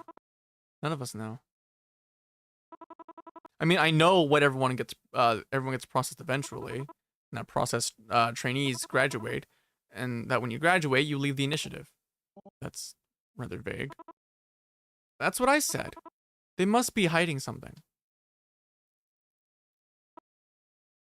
Are they gonna augment his fucking brain to make him like faster or some shit? I don't know what's gonna happen to me. When I think about it at night, I can't sleep. Makes my skin all prickly. Well, he doesn't have any fucking deficiencies, right? Like, what are congenital deficiencies? Like, that's just like genetic deficiencies, right? Either fucking way. I think he's fine. Like, he's probably autistic, but I mean, that's not a fucking disease. Sorry, I just still like that. For some reason. Anyway, but you want to know what's really strange? None of my squad mates are getting processed with me. Is that unusual? Yeah. We always see that the trainees leave for processing in groups of 2 or 3 or 4. Never one. It tells me that's going to be his first processing, but after the process, they graduate, so why would there be more than one? Yeah, wait, that's weird. That's kind of weird. That's it's just weird in general. What the fuck? I'm not stupid. You sure? I know why I was picked. It's because I doodle in class. Because I forget my homework. Because when it's time for group projects, none of my squad mates want to work with me. It's because, dude, just let him fuck. He likes trains. Leave him alone. And because whenever I try to talk to someone, they always act so tired. What? No. That's not true. Pavel puts hand on shoulder. Pavel, no. My squad, the other trainees, even my teachers. I know they want me processed. I sense it even when they don't speak to me. Damn. Because they all hate me. Oh, I don't think that's true. Shri doesn't hate you. She's in a different squad. She doesn't have to be around me when we do class. It's like if she was always getting punished because of me, well, I like you too. How about that? You're just saying that because of your case study thing. No, I mean it. You're a talented artist. Your excitement is infectious. And we're smarter than people give you credit for. And I think you're lovely just the way you are. That's sweet. Can I ask you something? Go right ahead. Could you visit me as soon as my first processing is over? Of course. I mean, my case study requires it. Pinky swear? Pinky swear. If you break your promise, you can, oh, fuck, I didn't read that shit. My bad. Break my finger? Really? No, that's not how it, please don't. But I will come back for you, no matter what.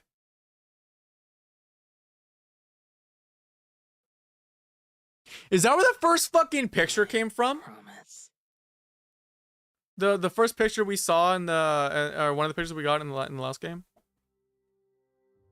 I'm gonna go with this one.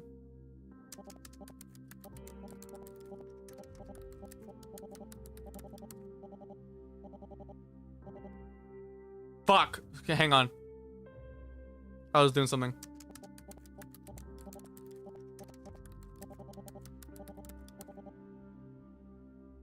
There you go.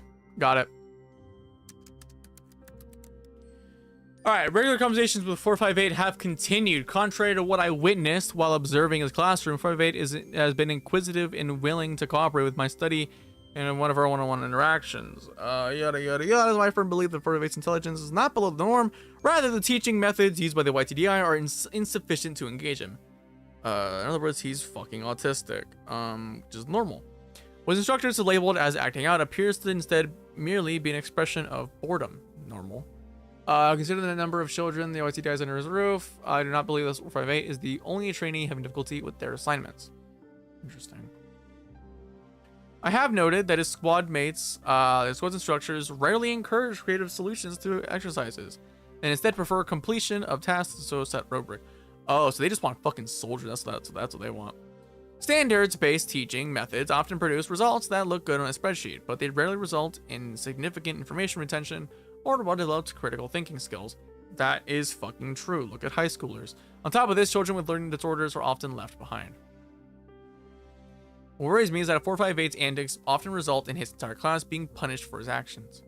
The intent behind this measure is to emphasize that the squad is a unit. A failure on one member's part reflects on them all. Perhaps this is successful in other squads, but in 458's case, all they seem to have managed to do is other him from his peers. Okay. Back to the book. August 12th, was yesterday. I wasn't prepared for the number of trainees who were happy to be at the YTDI. The number of trainees who were overjoyed just because they had clean clothes and sheets. Money doesn't necessarily buy quality, but stop really isn't cheaping out on their school and board. They're practically throwing money at this program, even if the staff sometimes treats the trainees carelessly. Okay. Trainees are given a rigorous curriculum of maths, literacy, physical ed, and self-defense. But the instruction is cold. I'm not a teacher, but I know that I only learned the level of science because a physics teacher told me I'd be a good fit for her club. If she hadn't shown me a personal attention, where would I be now? No amount of punishment could have made me Dr. Destrange. One time, Watch 458 and his squadron lined up to receive the results of their grammar quiz. It wasn't hard for me to guess how well each trainee did. Some shield away from their squad mates. Others threw their heads back in relief. When 458 arrived at the front of the line, he got pelted with rocks. What? Have to do another makeup quiz? But I said really hard this time. Not hard enough, I'm afraid. Quiz will start at the time I wrote. See you then. No. It's gonna get in the way of my crafting time. Why can't it be? There's no point in throwing a tantrum. You're entering the makeup quiz at the time I said, whether you like it or not. Now go. Rue to hold up the rest of the squadron. Again.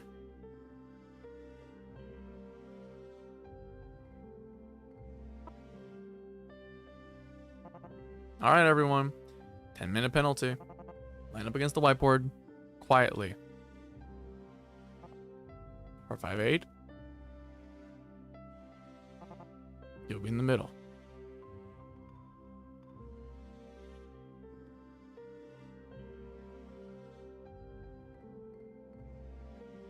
Okay, as someone who is not a parent, but has friends who are parents, I just want to say, this is a mild way to get your goddamn kid to, like, I guess, like, not be, like, acting in situations. Like, as someone who, like, went through time out, I guess, when they were kids, as, like, a form of, like, punishment, it works. It worked. It, like, honestly, you could yell at a kid all you want and tell them to do something. Like, if I told my kid, like, as a punishment, I'd be like, hey, go build this Gundam. You know? Like, you oh, you want to act out, motherfucker? All right, that's it. You're playing Knight's Journey of Dreams, and you're not coming out of your room until you beat the game.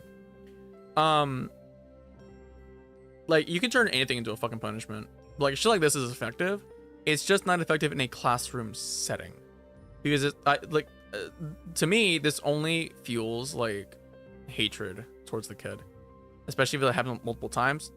Like, it's fucking bullshit. I fucking hate it. I hate it so much. I hate when teachers do this shit. This goes for, like, this is coming from someone who's worked in a goddamn, like, school before. It pisses me off when one kid does something bad, the entire class gets punished. It's so fucking annoying. It pisses me off. It's like I get it, you know, like you wanna make the kid stop acting out, and by proxy you want to peer pressure him into stop. Basically, the way it works is you want to peer pressure the kid to stop acting like a dickhead, right? Thing is, that doesn't fucking work. That's only gonna give the kid more animosity. Like, it's fucking dumb. I hate it. It's stupid. Anyways, 458 dragged his feet to the front of the classroom. I watched at the trainees. Some of them rolled their eyes at him. Others gave him a bitter glare. Given the way the teachers pitted the trainees against 458, I wasn't surprised they disliked him. To them, he was a dead weight to the squadron, an unperforming troublemaker. And to me, he was seeing no one help him left and huh? I'm having a stroke. Oh, seeing no one help him left an indescribable emptiness in my chest. Children like him aren't dumb. If you treat them this way, they'll learn that their performance determines their worth as a person. I've known college students who found that level of responsibility overwhelming, but these trainees are elementary school. Damn, I thought it was like middle school or some shit. God damn. They need coaching to get things through to them. Frankly, surprised there aren't more stragglers. Why is he the only straggler? That's my thing. Wait, that's weird. Why out of like all these kids is like he the only one struggling? I know the YTDI is a new program and a stop is an educational organization. Growing pains are par for the course. Angie's been listening to my criticisms. She's not stonewalling me, but she's defensive and practiced at it. She's always ready to fire off stats in response. How the trainees were littered before they came here. I didn't ever change it before biometrics. Meanwhile, when asked about my own suggestions for the YTDI, she claims they're in the queue to be heard. That's that there's a long chain of command to go through. She is listening to me. Except when it comes to the use of cybernetics.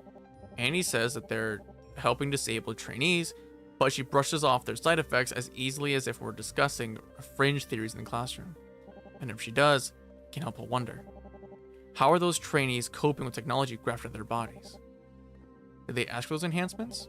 Do I want my research to be associated with these procedures? Well, I'll try to be patient with Angie for now. Convincing people takes time. Besides, the YTDI has other problems.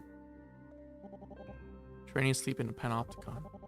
No mattress where their rooms are. There'll be guards and cameras peering inside. The games, books, and shows they have access to are limited in their themes. And I've seen more than one trainee tense up whenever I pass by the dorm window. The staff are miserable too. The guards eat their meals while they're on duty. Teachers' curriculums are stringent, and it's a wonder the researchers can see their screens when they're blatantly ignoring what's in front of them.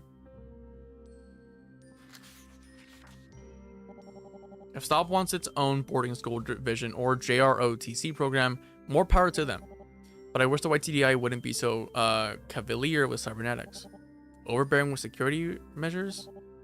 Draconian with education? I don't know. The more I think about it, the less I want to write. I hope Angie was right about my suggestions being the cue. I have this dreadful feeling that change can't come soon enough. Do you?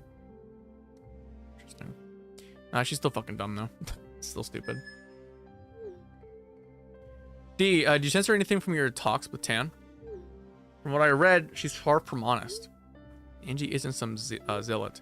She's a brilliant scientist. You're fucking dumb, bro. Dear, I'm gonna skip a little bit so I can actually read the conversation. I just need a little more time to get her on my side. It's been 3 months. When I said she was rigid, I wasn't kidding. But you know, talking to her made me think. If we rebuild the YTDI from the inside out, it could be a net positive for children everywhere. Dude, I understand being like, wanting this to work out. It's not gonna fucking work. Dude, oh my god. 4 months ago, you were afraid the YTDI would leave you with a foul legacy. The research on cybernetics sync rates would make you the mother of cyborg children. Now you want to rebuild the YTDI? If they got rid of the cybernetics, I'm confident that Stop could turn the YTDI into a competent institution. Competent institutions don't feed kids, lab script. That's true. I'm not going to burn everything down for a better future. Kyle, I agree with you. Your point of view is unbiased because we don't know Angie. D and Angie have known each other for years. Bias will come into play. That's true. That's fair. But like, still, man, this is like, that's stupid. That's stupid. It's not compatible with what you want, Iris. Think, D. Stop is a security organization, not a charity. Yeah, I was gonna say, what the fuck is Stop? Did we ever get an answer to that? Like, in the last year, like in general, like what specifically they are? Because we understand them as like an organization, yeah, but it's like, okay, they got rid of, or no, they put rules in place over cybernetics, right? Because it was running rampant. Okay, they did their job. Why are they still in operation? It's like NASA. Well, NASA today. I guess would be the question. It's weird. They offer peace of mind for sale. They do anything to keep world leaders lining their pockets. Oh, there we go. Why else would they be enhancing children except for their own benefit? They only got cybernetics to physically disable the trainees. I know those trainees asked for them. Ooh, good point, actually. This argument is unproductive, Iris. Look, let's say the YTDI was shut down tomorrow, like you clearly want it to be. Where would all the trainees go? Who else would have the resources and the will to take them all in? Stop didn't make the YTDI with kind intentions. I can tell you that much. Don't be so conspirative. Fuck that word. Don't be so blind. Your research built the foundations for this program. I know. Then speak up. I feel like it's not her being blind. it's her being like yeah, trying to change it from within, but at the same time, it's like it's just conflicting, honestly, like highly conflicting on like what should happen. Because she's right now like if it got shut down, what would happen to the kids? Like realistically, like what would happen? What the fuck is this? Like what would happen? They'd all go back to orphanages, have worse fucking thing. Only 16-day time jump this time. Oh, is it? Okay, interview with S1474. Different.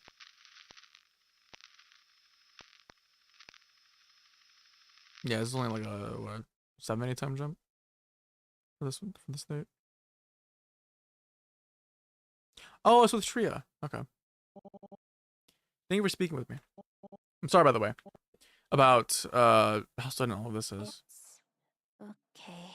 I can always do my homework tomorrow morning. That might not finish before class starts. Teachers already know about your interview today. They agreed to give you an extension. Didn't know they gave extensions. Never given them before? No. In my squad, supposed to move at the same pace as each other. Like a flock of birds, right? So an extension for someone who falls behind is... Or your teachers have told me you seem like the leader among your squadron. I get the impression that they didn't expect a missed assignment to deter you. Does it make you feel better? Good. Then please introduce yourself. My name is Trainee S4-174. You told me your name the first time we met. Why not now? I didn't want C0-458 to feel alone. Oh. I see. What was your life like before you joined the YTDI? You don't have to talk about that. You don't have to talk about anything that makes you uncomfortable. It was very far away from here. I see. Well, thank you. I'll move on. Question 2. Are you getting along with your squadron? Honestly? Please. I fucking hate them. I feel like I'm entrapped inside glass. My squad mates see me. They know I exist. But they don't know how to reach me. And to be honest, I don't know how to reach them either. It probably doesn't help that they're weirded out by my arm. What? None of my squad mates are missing anything. But that doesn't stop kids in other squads from getting along. Maybe there's something wrong with me. Or maybe it's that lady. The one with the messy hair and the dangly earrings. You mean Angie? Dr. Tan? What is she? She likes to meet me after class. Ask me how I'm doing with homework. Have me write or carry things for a few minutes. Sometimes she'll take a roll of measuring tape and wrap it around my arm. And if I do well, she'll pat my head and give me candy. I thought candy was practically contraband around here. I don't mind any of that, but every time Dr. Angie takes me aside, she and my teachers tell my squad mates to follow my example. And I think some of them are jealous of that. And how do you feel about it? Sick to my stomach. So what's wrong with her arm? I'm confused.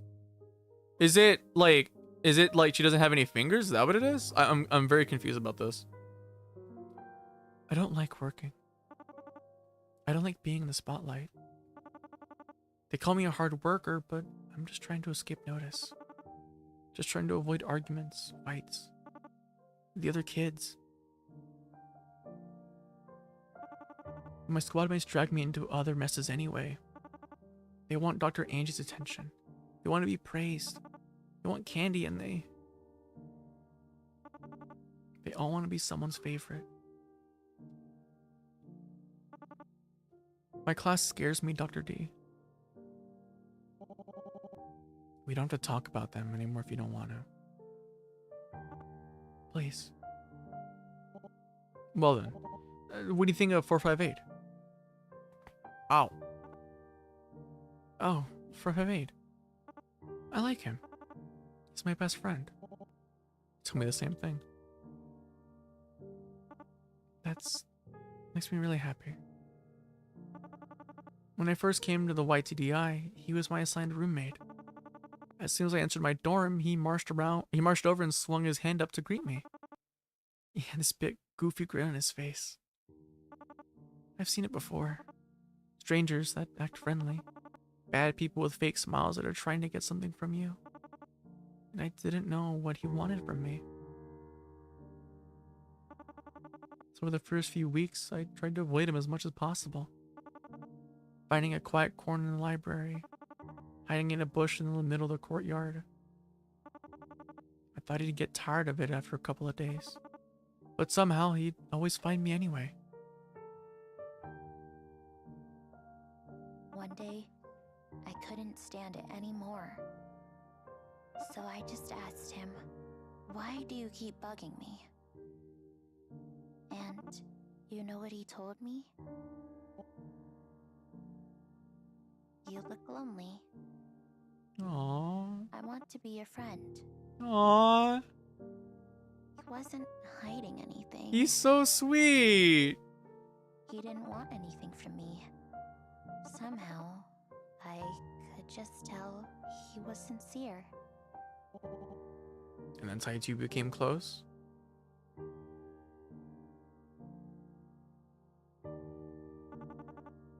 After that, I stuck with 458 whenever I could. Playing games with him. Writing stories together. Sometimes we'd sit in silence and read books from the library. I owe a lot to Pat. 458. Because of him, my dorm's the one place I don't feel like I'm walking on eggshells. But... something wrong? The camera? Mm-hmm.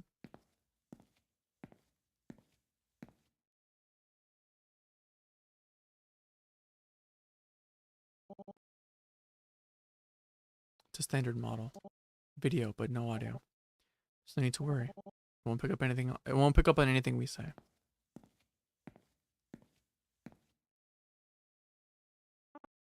Really? But in class, we're told they have microphones. Some of them do, technically. Lying liar who lies. Yeah, the fucking mess. I'm the one that tells lies. Anyways. But the mic's limited in range, so it'll only record poor quality sound. And since fixing poor sound is expensive and time consuming, Stop usually keeps the mics off. Okay. I see. Do you want to continue? I'm worried about him. You've been watching over him, right? Yeah. So you've seen how they treat him in class? Yes. If you stay a bad student, you'll get a nasty punishment. One that'll change your life forever. That's what everyone whispers. When I first heard the rumor, I was terrified. I don't want C458 to... Not after everything he did for me. So, I tried helping him after school. I taught him how to concentrate in boring classes. Or fake it. I read through textbooks. We read through textbooks together. I even wrote him sheets of study notes. But no matter how hard he tried to get better, he kept getting picked on. Even though he was improving, they kept singling him out and then he told me he was getting processed. Do you know what that means? No. But after he said it, he didn't want to look at me anymore. They took him away last week. I fucking knew it, dude. I was wondering. I was like, why are we talking with him? Without him, everything's so This girl's really brave because if I was worried about my words being recorded, I would say nothing around a camera that may not even be able to record them. I'm not taking the chance. No, that's so valid, honestly. Not flipping through comic books, or scribbling on his desk, or rummaging through my box of hairbands.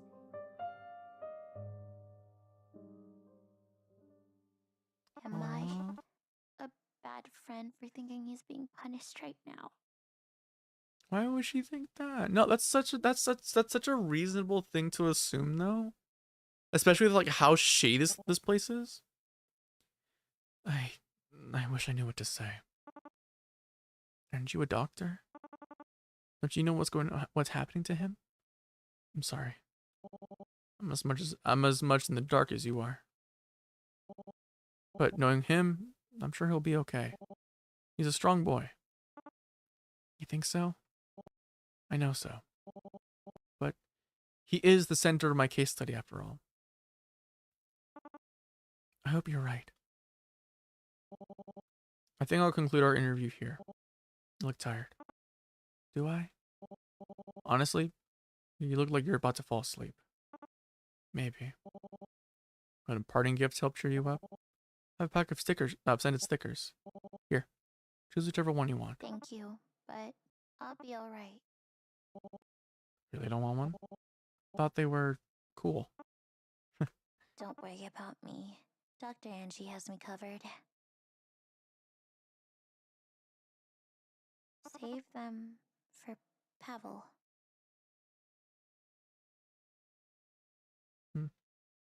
Question: why is she seemingly nowhere to be seen in the other game? Yeah, I was wondering that too. Cause didn't we read something about Shreya in the last game?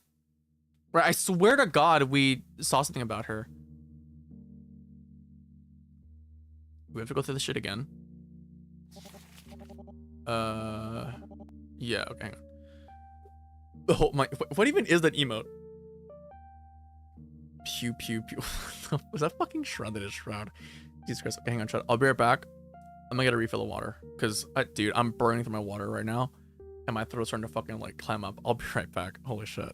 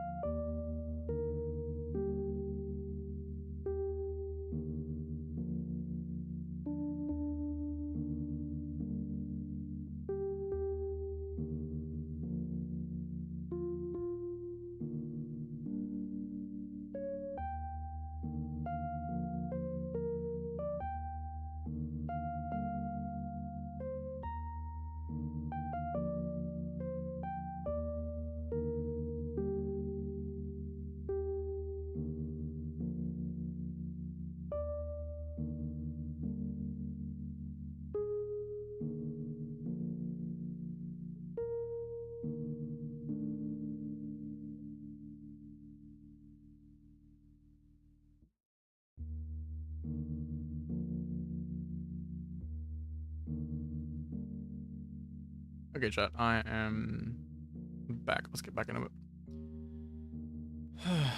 Alright. Okay, that's fine. Alright. August 20th. Where could 458 have gone? The security board told me that it would be at least another week before he'd return. Of course, they didn't mention anything about processing. Processing. Sounds scientific, but it could mean practically anything. And if it happens to involve cybernetics, no, there's only so much they can do before puberty. Should it be minor? Maybe even...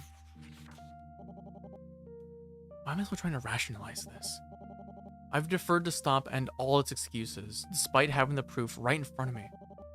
They want to use my research to modify children. Why? I don't know, and frankly, it doesn't matter. If the YTDI really was serving the greater good, why have Angie and her coworkers acted so evasive? So secretive? I can't afford to be humble or gracious or cowardly anymore.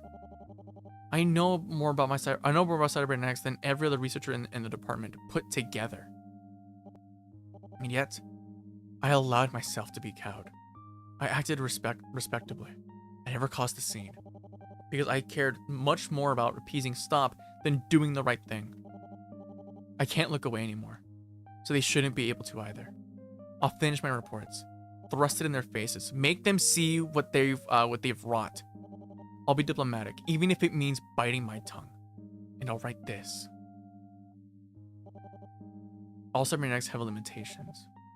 If 458 is being modified, the most they can do is enhance his optic nerves.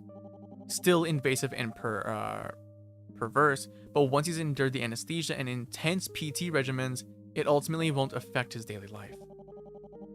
They wouldn't risk harming a valuable young subject with anything more extreme. I gave him a new fucking arm. Hopefully the worst will soon be over. 458's still alive. Once he's gone through processing, I'll make every effort to place him in an environment better suited for a child his age. But first, I need to think of an appropriate recovery gift. Something I can fit in my lab coat pockets. D. Did you give him another sticker, wasn't it? DVD. Self-voicing disabled. Sorry, I accidentally hit V. Sorry, I'm gonna skip. Oh, it's literally only one page? Okay. There you go. Focus study 458 is on hold while the subject undergoes processing. Observations of 458's former squad have continued in the meantime with little to report. Without 458's presence, the classroom time is quiet and proceeds evenly. Conducted short interviews with the trainees in his cohort, anxiety about future graduations is high. Currently, seeking clearance to visit 458 in recovery. Will update after I have had an opportunity to do so. Okay. Can I inspect this, please? He's in processing. I won't get to see him for at least another week. I thought there'd be more time. He's still so small. Is there anything you know about processing, Iris? Please tell me. It's only skin deep. Sorry. I never oversaw any of the projects directly. By the time the YTDI was founded, I was already on the way out. Surely you have something on it, Iris. I know you. You keep tabs on everything. Not on this. Processing is kept under especially tight wraps at the YTDI. As you've guessed, it is a step related to cybernetic enhancement, but beyond that, I should have done something. I should have used my authority, my expertise to intervene before it was too late. Instead, I just stood by the sidelines. I never even raised my voice. I know I've been critical sometimes, harsh even. But I think this would have gone ahead anyways, no matter what you did. Really? From my impression of these people, definitely. How encouraging. Listen, I was given a polite exit, but your name still carries weight at Stop. Your case study is compelling and detailed, and I have no doubt that little boy's going to be more than happy to see you again once he's out of there. You just need to save your strength for the right time, and when that time comes, don't take no for an answer. Thank you, Iris. I just hope I'm not too late. Well, about that. Is that an interview?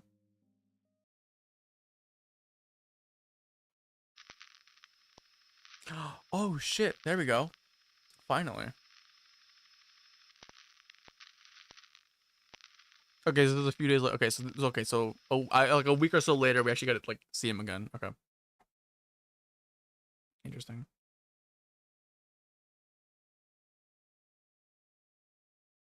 I sure hope Iris is actually on D's side and not like secretly evil. I know. I'm hoping so too.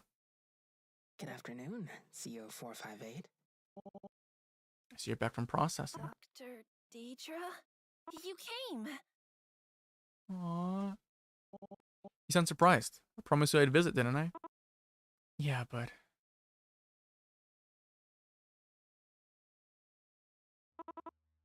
It's been a really long week. Kinda wondered if you'd forgotten. Never.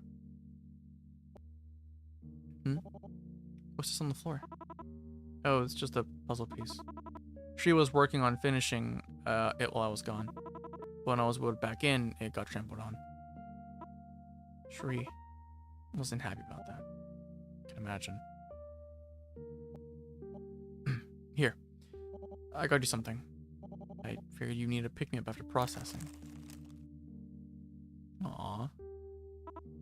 Whoa. There's some snacks from outside.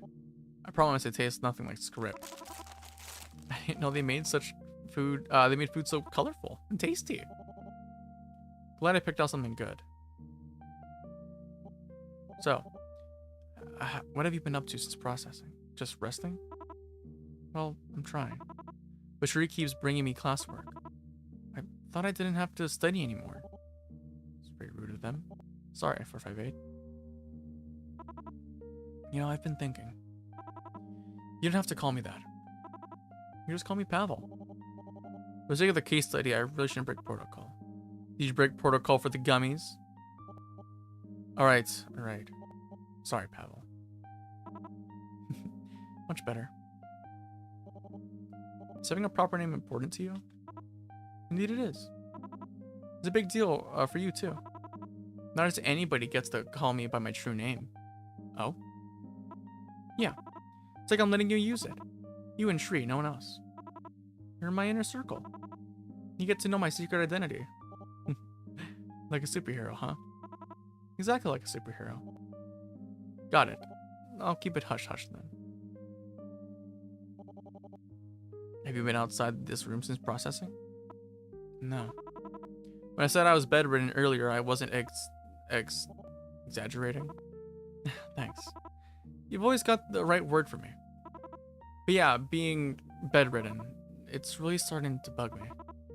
It's like I've got a house cold. You mean cabin fever?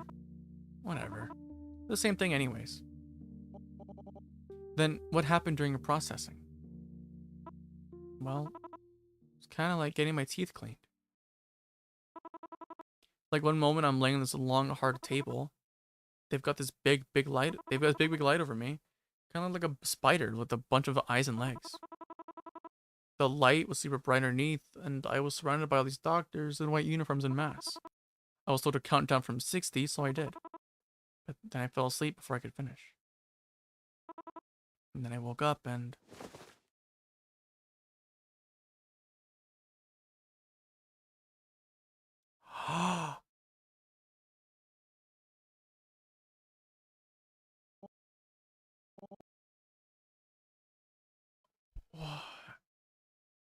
What the fuck?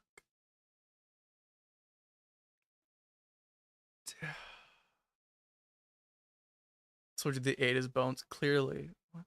What happened? Was there something wrong with your legs? Wrong? No. Nothing was wrong with them. But now they can give me better legs. You know, an upgrade.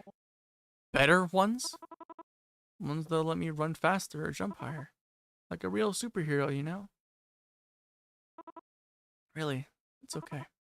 But I just practice hard. I believe you, Pavel. You don't have to move, please. What the fuck?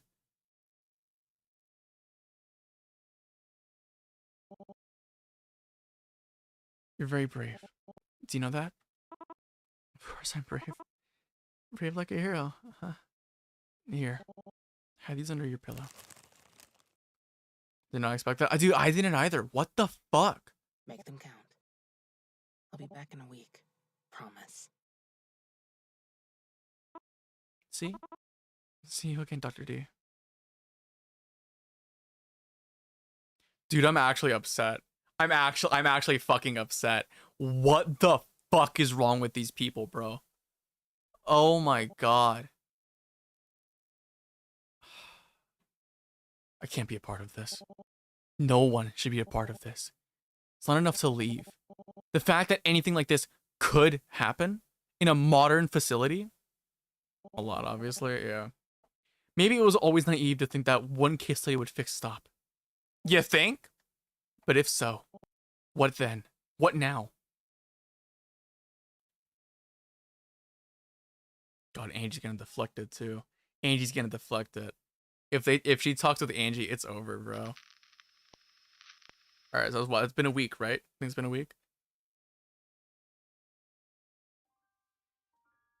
Or no, it's been more than a week, right? Yeah, no, it's been more than a week. Hang on. Let's go through the case studies. Let's go through the text first before we go through the video.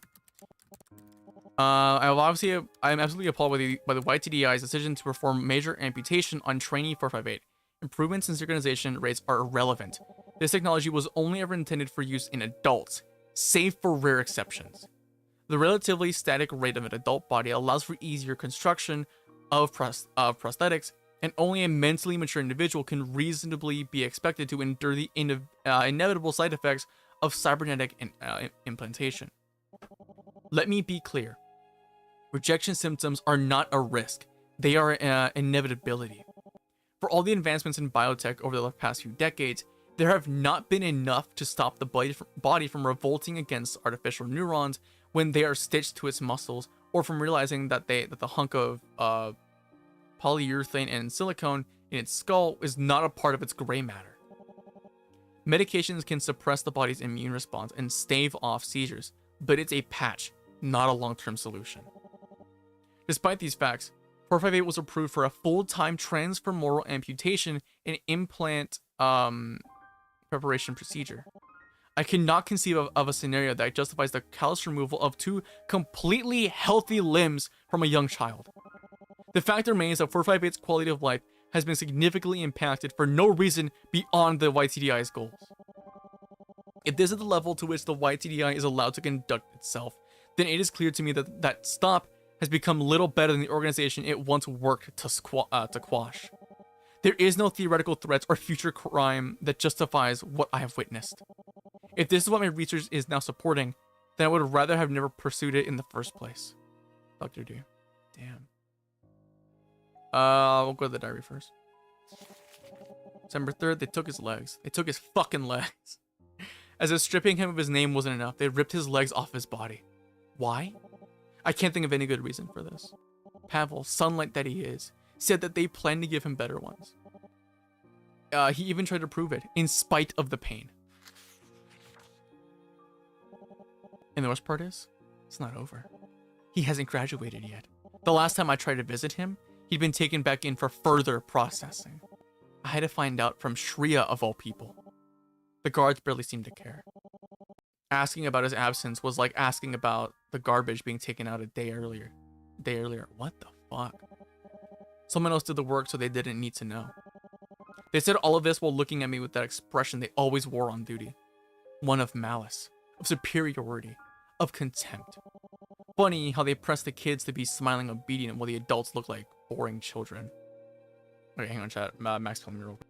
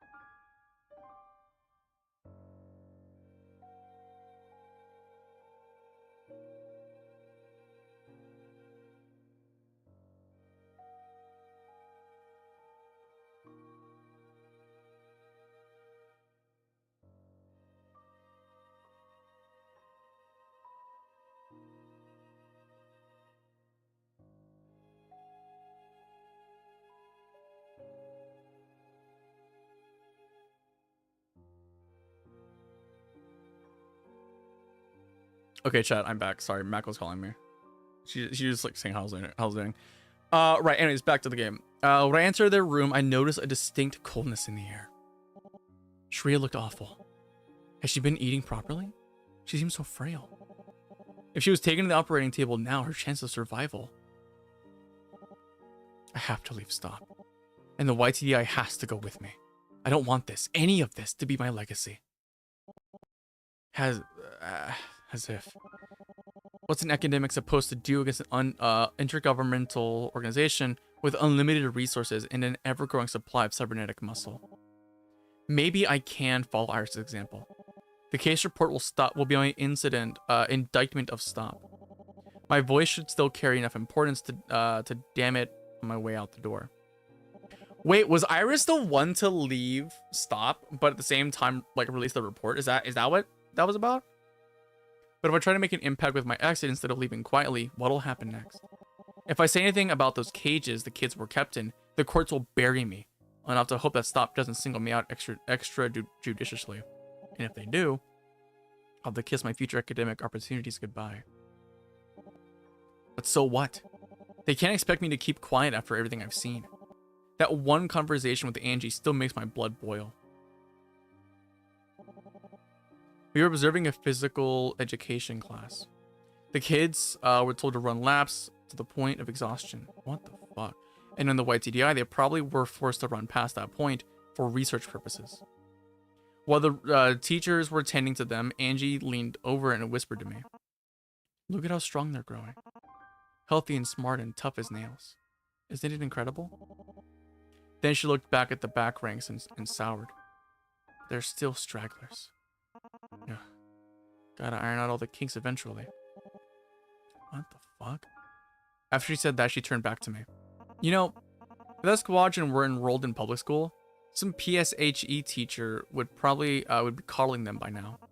None of them would ever know how much they could achieve with just a little more pressure, with just one more push from someone who knows how much they can take.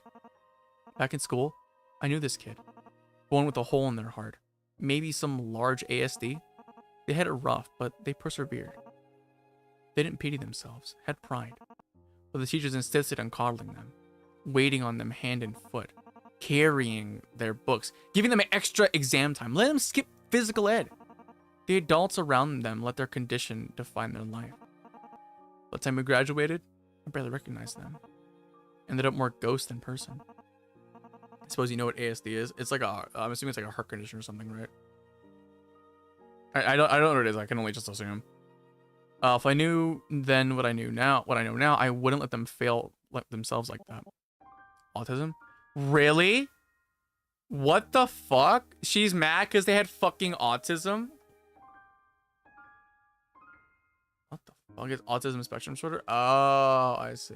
What the fuck, man? What the fuck? Does she think we're still friends? I've been speaking to her less and less. By now, she's basically talking to herself, and I hate seeing her inner ugliness rear its head.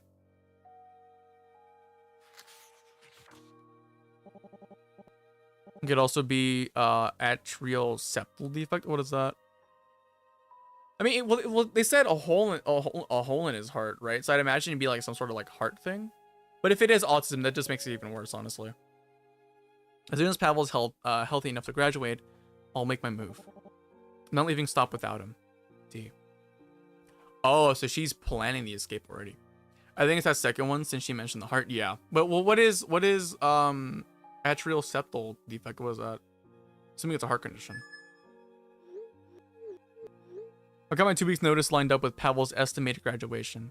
The moment he's out of the system, I'm taking him and leaving. Smartest thing you've said in a while. Do you have any concerns? It's possible that they won't let him graduate. Oh, wait, hang on. ASD is a congenital heart defect in which blood flows between the atria, upper chambers of the heart. Some flow is a normal condition, both pre-birth and immediately post-birth via the foramen oval. However, when this does not naturally close after birth, it is referred to as a patent open foramen. Oh, PFO. It is a common and patent patients with the congenital heart. Okay. Oh, I see. So it's basically like a blood flow issue in the heart. Okay, I understand. Huh. I mean, other than would cybernetics really help that? I don't think cybernetics would really help that. Also, that is a valid fucking thing to be coddled over. Like, oh yeah, you have a hole in your heart. Like, hello? She's mad because some motherfucker was like medically like in pain, like going through it. She's fucking pissed about that. What a fucking bitch. Basically what she said, a whole, yeah, pretty much. Oh yeah, right, I read this.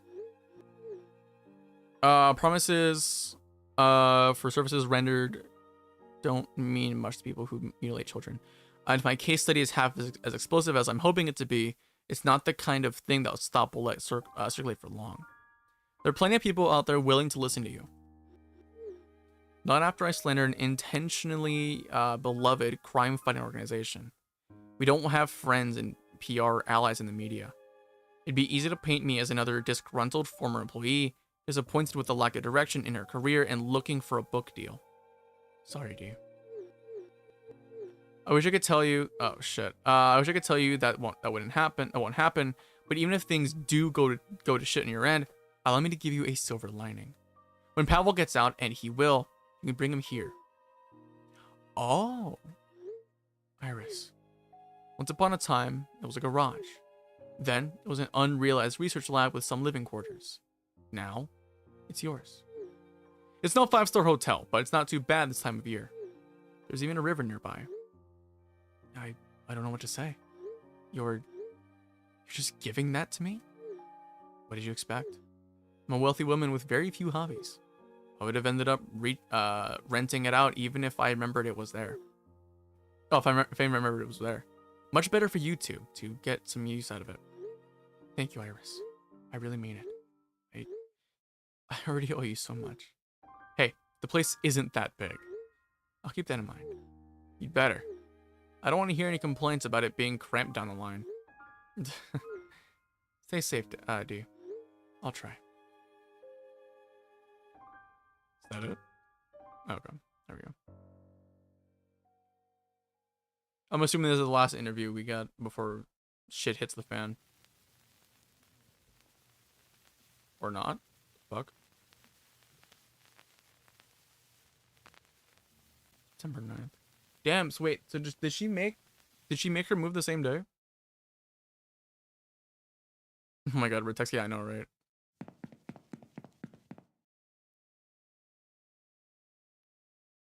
Same day? Yeah, well, wasn't this the same day as the same day she met with, Shreya? No, wasn't it? Ow, fuck.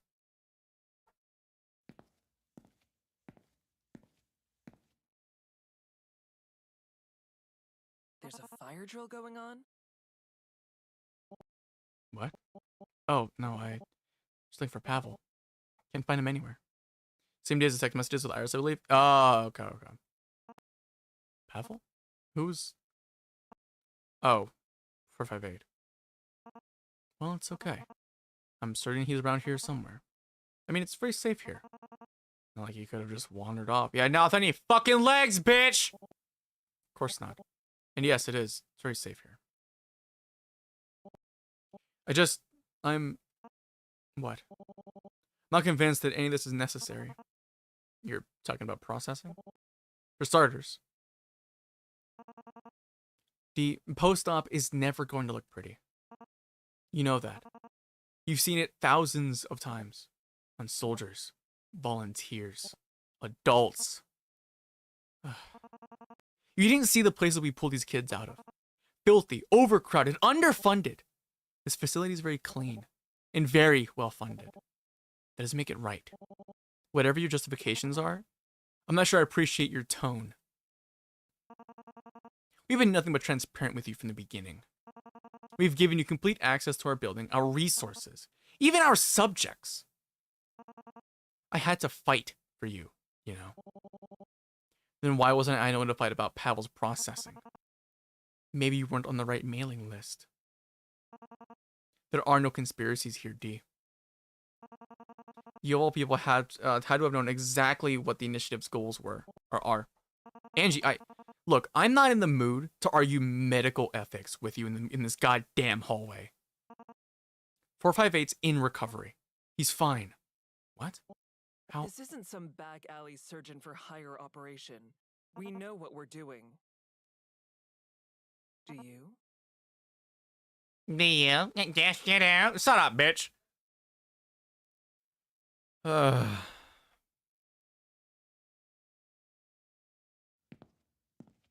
So is that recorded? Or is this memory?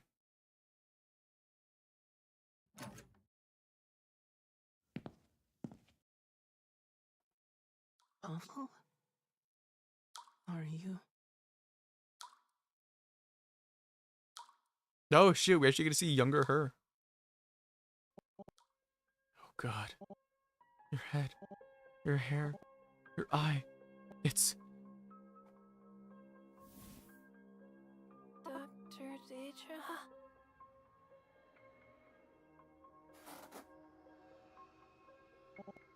Pavel, wait.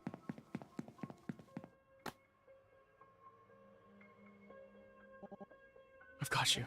Just stay right there.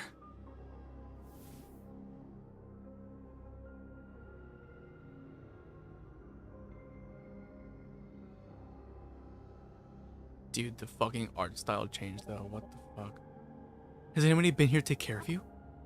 Oh. Well. I think so.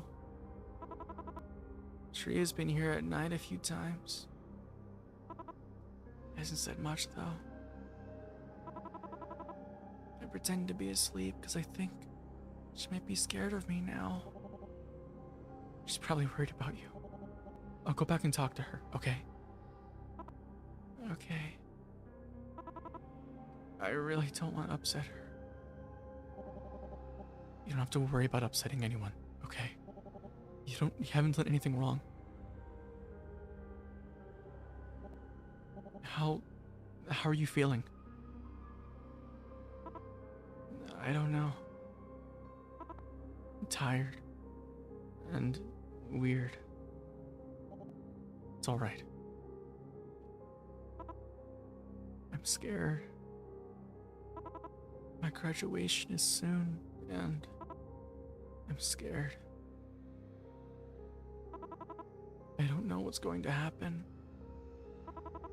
What else they'll do to me. Just close your eyes for me, okay? Pavel? He's asleep.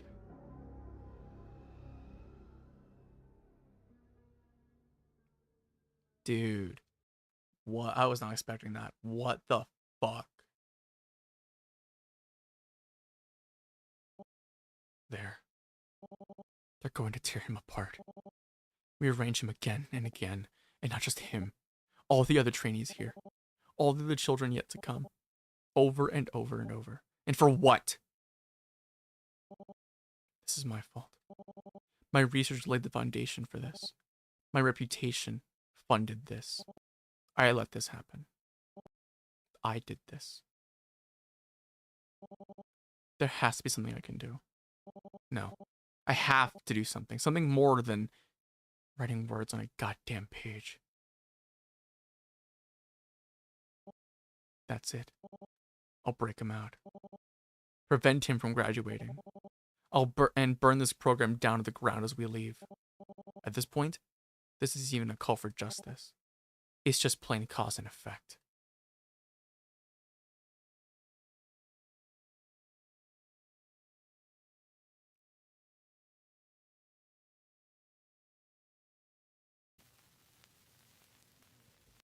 Okay, this is what? 7 days later?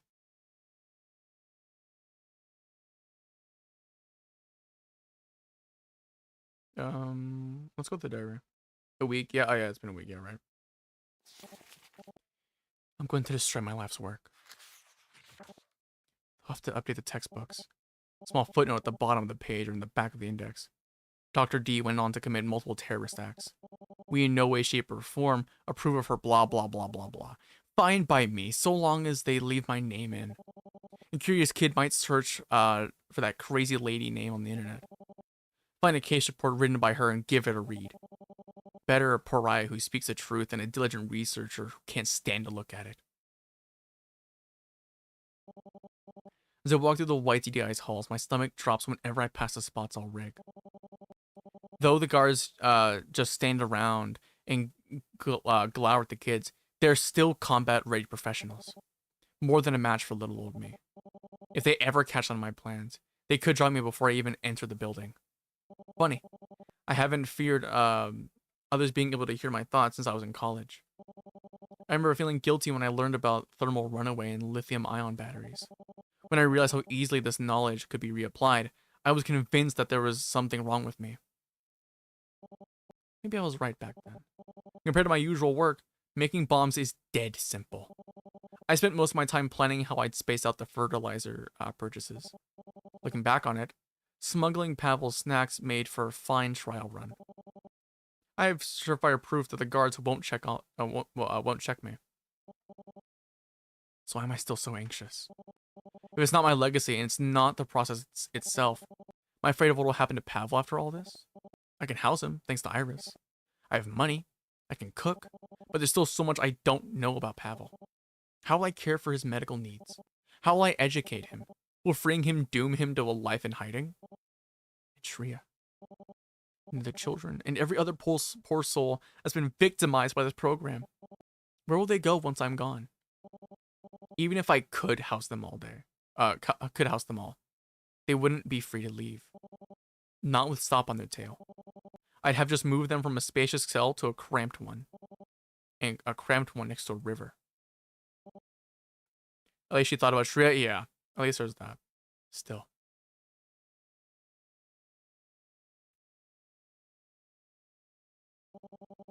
I'd never forgive myself if I left Pavel behind.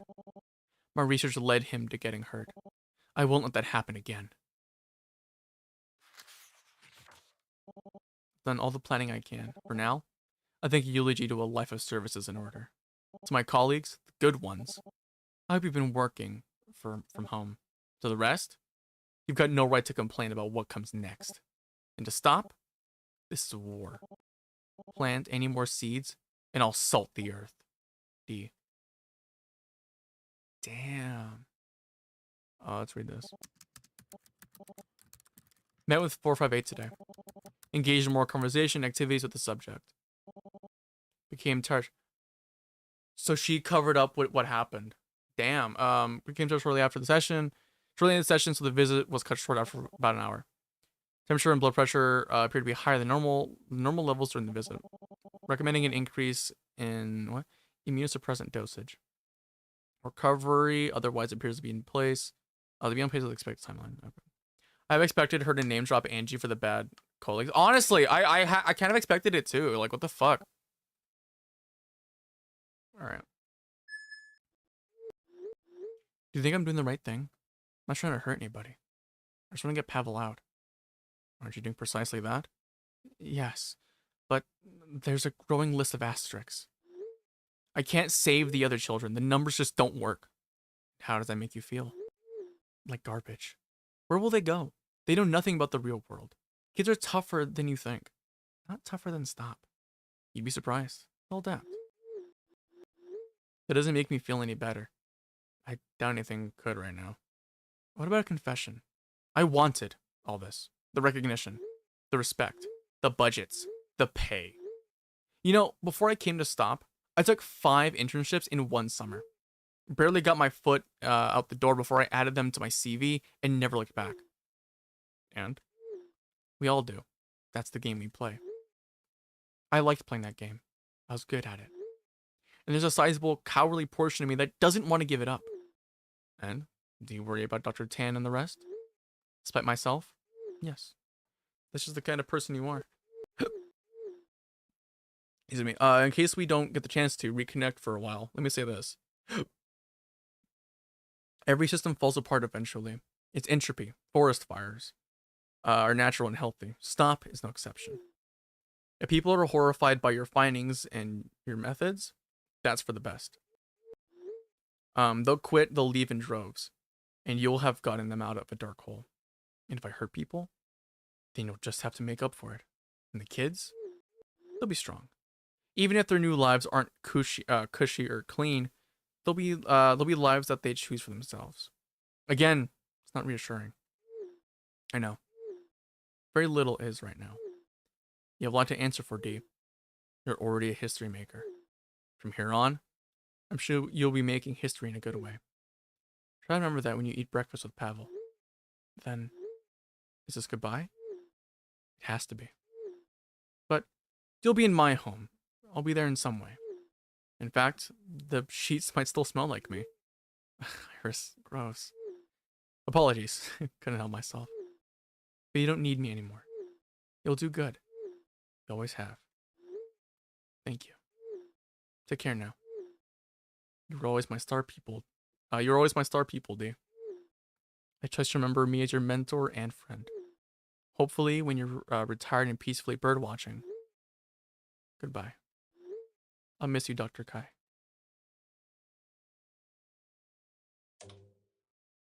Damn. Okay, before we get to the finale, let me go get some more water. That shit's running out, and I feel like I'm gonna fucking read some more, so I will be right back. Dude, this shit's getting so goddamn interesting. What the fuck?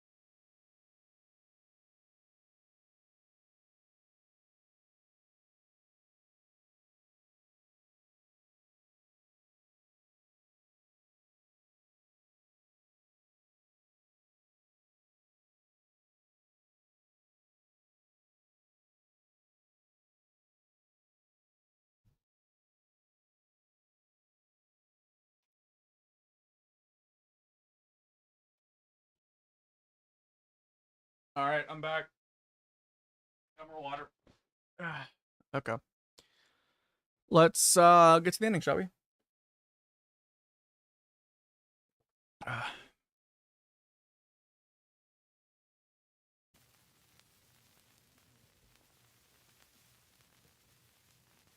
Still September 9th?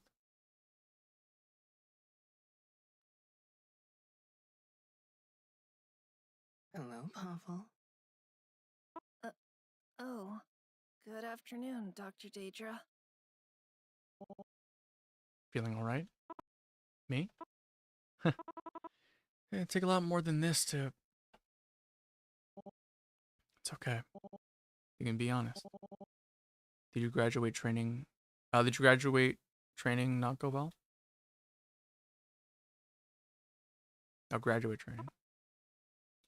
She really made big enough explosives and places them in one single day, right? I was gonna say, she's fucking busy. It was scary. Scary and confusing. Did you tell me what happened? What the training was like? Well, they've been running tests on the chip they put in my head. When it turns on, it's like my brain squeezed into a box. Or a minecart. You can only go on the tracks. That does sound scary. Yeah. I did all these stupid reflex exercises.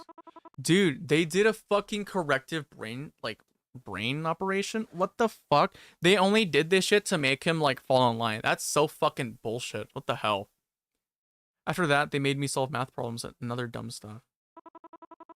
Okay, I'm gonna say this before we fucking continue, because we know, like, he loses, like, his fucking, like, eye and arm and legs at this point. Honestly, if they just wanted him to, like, be under wraps, A fucking brain chip was all they needed. They fucking punished this kid by removing like a majority of his fucking limbs. Like, what the hell's wrong with these people, dude? God damn. All the while, they looked at me over their clipboards and data pads.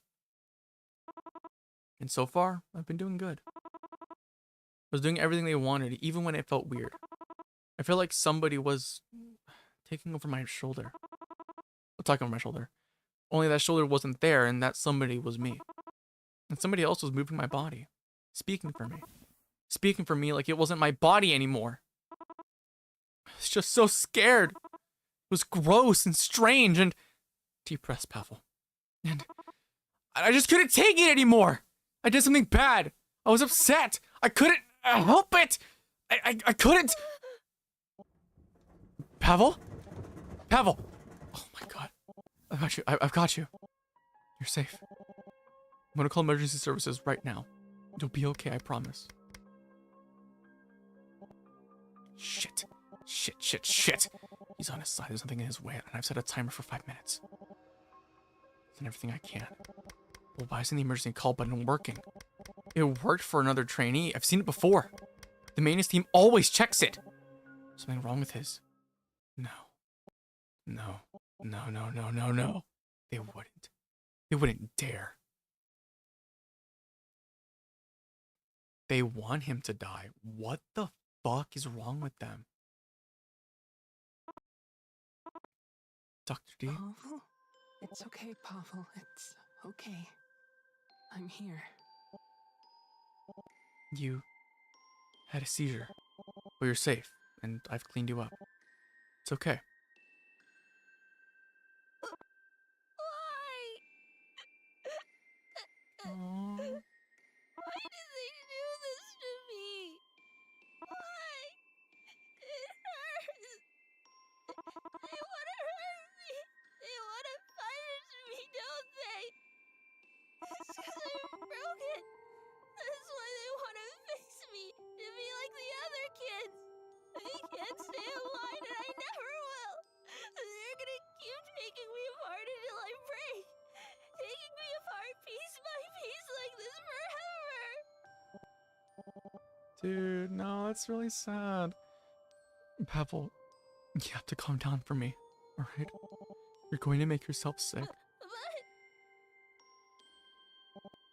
It'll be okay. It's over now.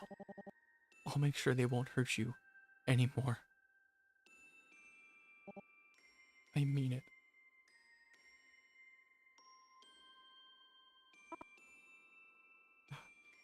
Okay. Okay. Okay.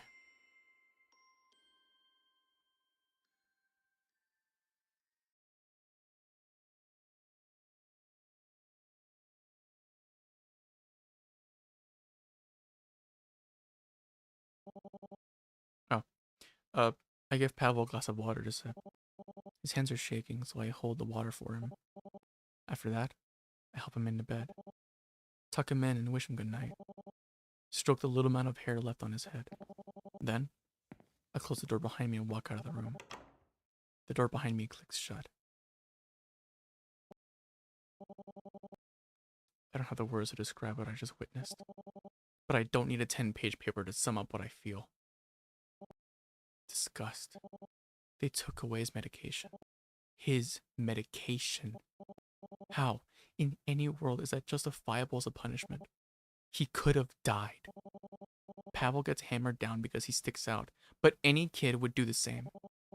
If he's suffering like this, there's no doubt other trainees are. I need to talk to Angie. Now. I can't believe she's overlooked this for so long. Before I leave for good, I need to look into her eyes and try to make her see. Wait, but aren't there bombs? Aren't there bombs? Are the bombs? I'm confused. Are they planted right now? I find Angie at the bridge, gazing at the courtyard below. She looks just like she did the first day I came here. She hasn't changed at all. As I approach, she turns to give me an unreadable look. I mean, the bomb maker usually makes a dinner. Ah, that's true. Well, she said 5 minutes though, right? For a moment, I barely recognize her. She said someone explodes. I guess that's fair. Yeah. For a moment, I barely recognize her. For a moment, part of me wants to believe she's someone else entirely. I imagine you're here to talk about C0458. Yeah, you fucking bitch. I pause. That was unusually direct of her. What do you mean? It's the 21st century, D. We've got cameras in every room. I suddenly remember Sharia. Her gazing up at the corner of the room. Her dark eyes wide with fear.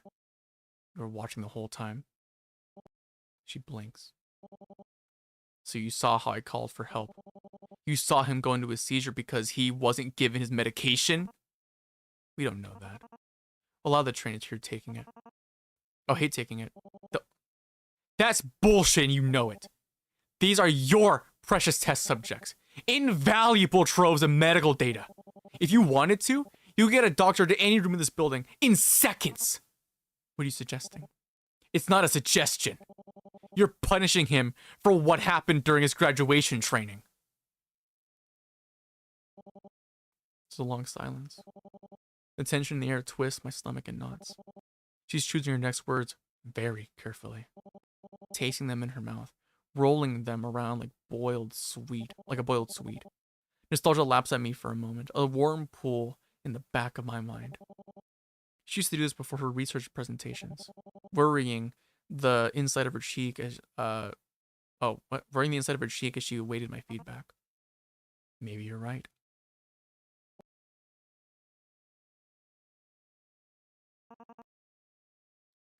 But does it matter, D? She doesn't look back. Excuse me? Does what happened to 458 matter that much? Once he passes graduate training, he's got a stable career set out ahead of him. He won't want for food, housing, or guidance. I can't believe what I'm hearing. In exchange for his legs? His brain? His individuality? Individuality? What are you, a teenager? Everyone's gotta grow up sometime. I bite down on my tongue. As much as I want to, cursing her won't get me anywhere. Dude, push her over the fucking railing, I swear to God. I mean, if you have to choose your words carefully about that, is this a lot right? What the fuck? What's happening isn't complicated, D. You've gotten too attached to your subject of research. You've lost sight of your objectivity. That's all. Happens to the best of us sometimes. Push her. Push her. Even you. Fucking kill her. Make sure when you blow this shit up, she goes with it. Fuck that. What the hell? She turned back to look at me, but she isn't seeing me. She's done talking. The feeling is mutual.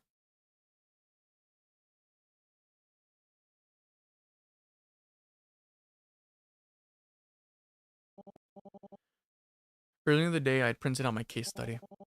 I'd intended to go through with a red pen. That night, I fed it to the shredder, page by page. Months of work, gone in moments. It was the best I'd felt in ages. Okay, so this is like a month later, right? Is this like a month, right? In a matter of minutes, I'm going to burn down my entire career. Maybe it's fitting that the planning reminded me of how I designed my first cybernetic hand, linking each step to the next like titanium phalanges. While I filed documents, I studied the blind spots in the security. I figured she couldn't wipe out the entire facility in a single day. Yeah, I was gonna say, I was like, that's a rushed plan. What the fuck? Other than where patrols didn't visit as often, and security cameras didn't cover the whole room. I participated in fire drills to search for evacuation routes so that I could avoid them. Fighting back against the YTDI's electronic security was almost easier. Stopping rebels and terrorists back in Stop's heyday had given me a healthy perspective on tech security. DNA signatures, like the ones attached to our keycards, could be spoofed, and an electronic lock was useless once you cut its power. As I went through every step, I expected someone to stop me. A guard who'd catch me leaving packages in a dark corner, or a lab tech who'd find the files I was taking out suspicious. But no one noticed. Even when I slipped in the security room to inject a virus into their systems, I told the staff I was doing an inspection. They looked the other way. Maybe they live hand-to-mouth lives. Maybe they hate the white TDI as much as I do, and want to see it burn to the ground. Whatever the truth is, I'm not interested in psychoanalyzing lower-level staff. I have one job, and I intend to see it through. Getting to Pavel will be simple. I'll enter his room through the small door in the back. No one will suspect me. They'll think I'm conducting another checkup. Just another inane interview to pad out my case study. Escaping will be a much more complicated task.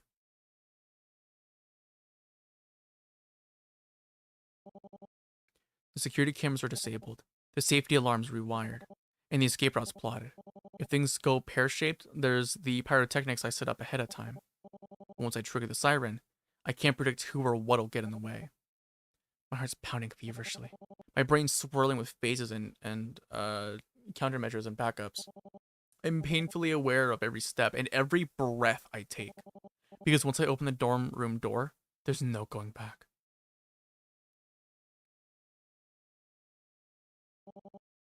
I still have a way out. I can leave this behind and go back to my old life. Cut ties will stop quickly. Retire quietly to a, bucolic existence with honors and accolades to my name. Bury my regret and rage in the back of a well-tended flower bed. But if I don't open this door, Pavel will continue suffering. He might not survive graduation.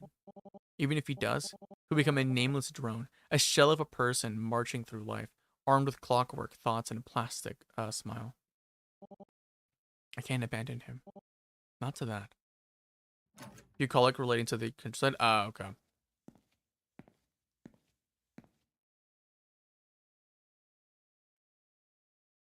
Is he there? Pavel? I'm gonna come closer. Okay.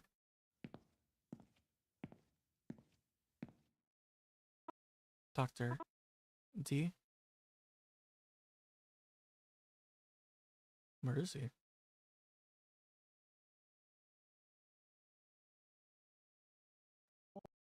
Now, listen to me very carefully. Dude, I thought I was gonna fucking jump scare, I swear to God.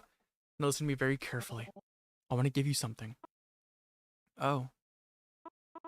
Where's Shreya? I don't know. It really sucks that she has to be left behind.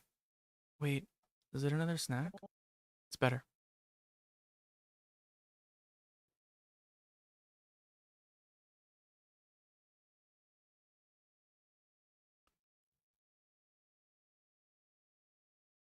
Pavel, do you want control? Control over what? Oh, so he still has both arms. Your future. I've never really thought about my future. Would you like to? You can take your time. I understand that I'm asking. Yeah. I do, Dr. Deidre. I want control.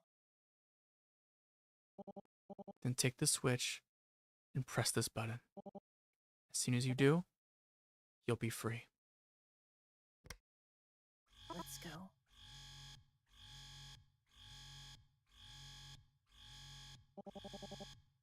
I take Pavel by the hand and gently guide him out of bed. As his legs clink against the tiles, he wobbles. Do you need help? I ask quietly. A lot of ground to cover and every second's crucial. But if he's in pain, it's okay, Pavel responds. Clearly takes him some effort, but he grins up at me. A better way to get used to these legs than a prison break. Despite everything, I chuckle. Between the pulses of the siren, I can hear the hurried footsteps of staff and trainees rushing down the hallway. I take his hand and we walk through the door I came through. Neither of us look back.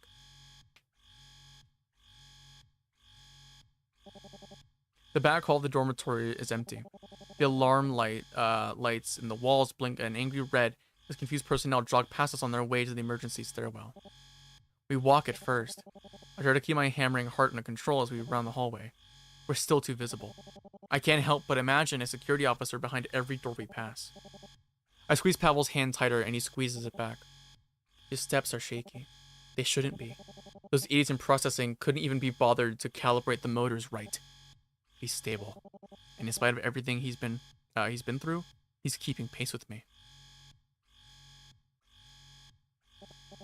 Then I see it. An imposing door with a small blinking key reader beside it. An exit out of the dorms. Past it, there lay the operating facilities and engineering. Beyond that, the shipping and receiving bay, and further still, the garage door. Our way out. Normally, this part of the facility would be swarming with initiative personnel. With the alarms that triggered, all of them should have evacuated to the opposite side of the building. I don't even swipe my card. The latch clicks open when I push it. Suddenly, my steps are faster. My heart beat louder, and before I know it, I'm running. Pavel trips on the first step, and we nearly crash into each other before he corrects himself. But we run, hand in hand, past the operating room, okay, and the offices and the security until, without warning, Pavel's leg buckles. They crumple under him like wet paper, sending him sprawling. I fall to my knees beside him and struggle to pull him upright. What's happening? Pavel asks. Can't answer him. My eyes go to his legs. The lights are still on. The battery hasn't run out, but they're not responding to him. I can see him trying to move what's left of his legs, and cybernetics just won't react. My eyes fall on the stop logo at his ankle. I look up at the shutter we just passed, and the security camera blinking on beside it. Shit, I breathe. Dr. D? I almost want to laugh, even as my mounting panic threatens to overtake me. Anti-theft measures. They don't want anyone taking property outside the building. Wait, but if he has a fucking brain chip. You can hear yelling echoing back down the hallway we came through, distant but growing louder. They know where we are. What should we do? Pavel asked, his voice wavering. Dr. D, I don't want them to find us. Sit still. Quickly, I move to detach his legs. I leave them on the ground, sweep him up onto my arms, and bolt. He clings to me, his fingernails digging into my back through my clothes. His left arm dangles out of my grasp. He's light, far lighter than he should be. As I run for the exit, I squeeze him as close to me as I can. Security shutter suddenly slams shut in front of me. I turn to pivot, but more come down every door in the hallway, falling into place heavy as tombstones. Damn it! Damn it! Bite back a scream, trying to focus on facts. Security's at my back. I can hear them getting closer. Combat boots on tile, heavy and hurried. Child without legs is lighter than child with legs. Apparently. With every second I sit here in panic. I see your panic and paralyzed. They stomp closer to us. I squeeze my eyes shut. Feel my cold steel gun barrels at. I can feel cold steel gun barrels at my back. Cuffs, bindings, straitjackets. Pavel ripped away from my arms. Disposed of as defective goods or reprogrammed into an ideal product. I can't bear that thought. I reach into my lab coat, pull out a second switch, press it. The explosions rip through the hall with a force unlike anything I've ever felt before. They tear through the shutter, blasting me with heat and smoke and debris that nicks my cheek. I run right into it as more and more explosions go off through the facility, my hidden bombs going off like exothermic dominoes. I'm having a stroke. A burst of red and blinding heat sears my right side, probably scattering shrapnel. I push through the pain, running as fast as I can. My ears ring, my muscles scream, my throat stings. All that there is heat and ash and pain. Till finally,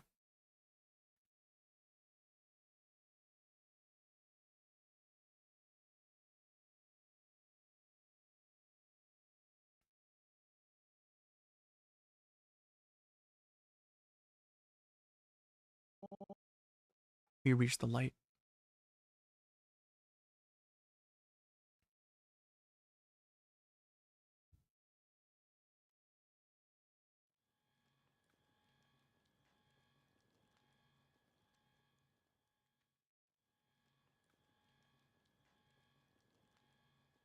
Damn.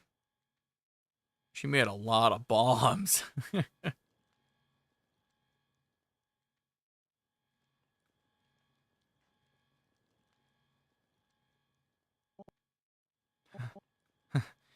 Hey, wow.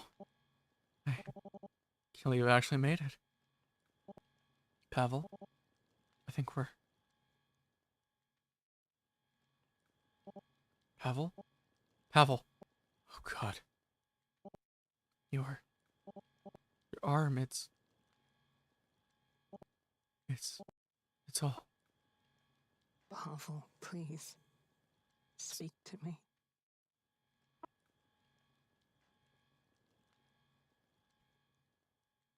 Blue. What?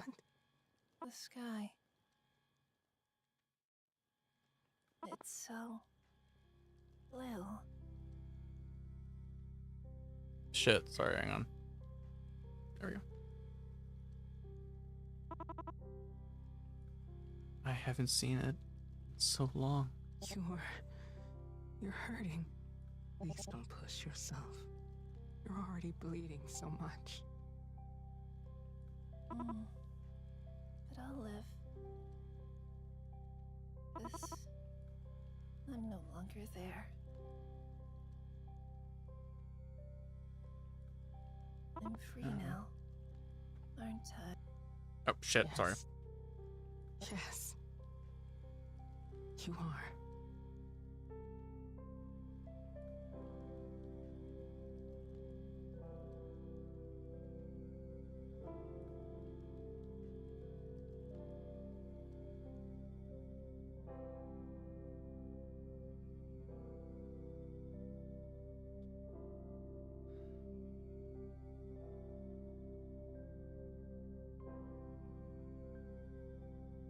Damn.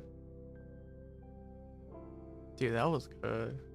That was really good. Holy fuck, dude. Oh my god. I wasn't expecting it to go that fucking hard, bro. Oh my god.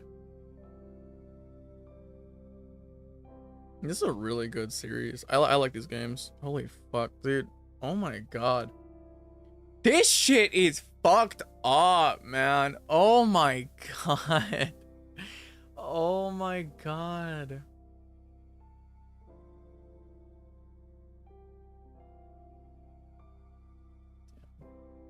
Damn.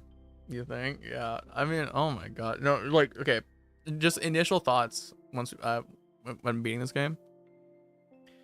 Ellie being fucked up is the point. Yeah. Bonus content unlocked. Okay. I wonder what was unlocked. Fuck, sorry. What was the bonus content?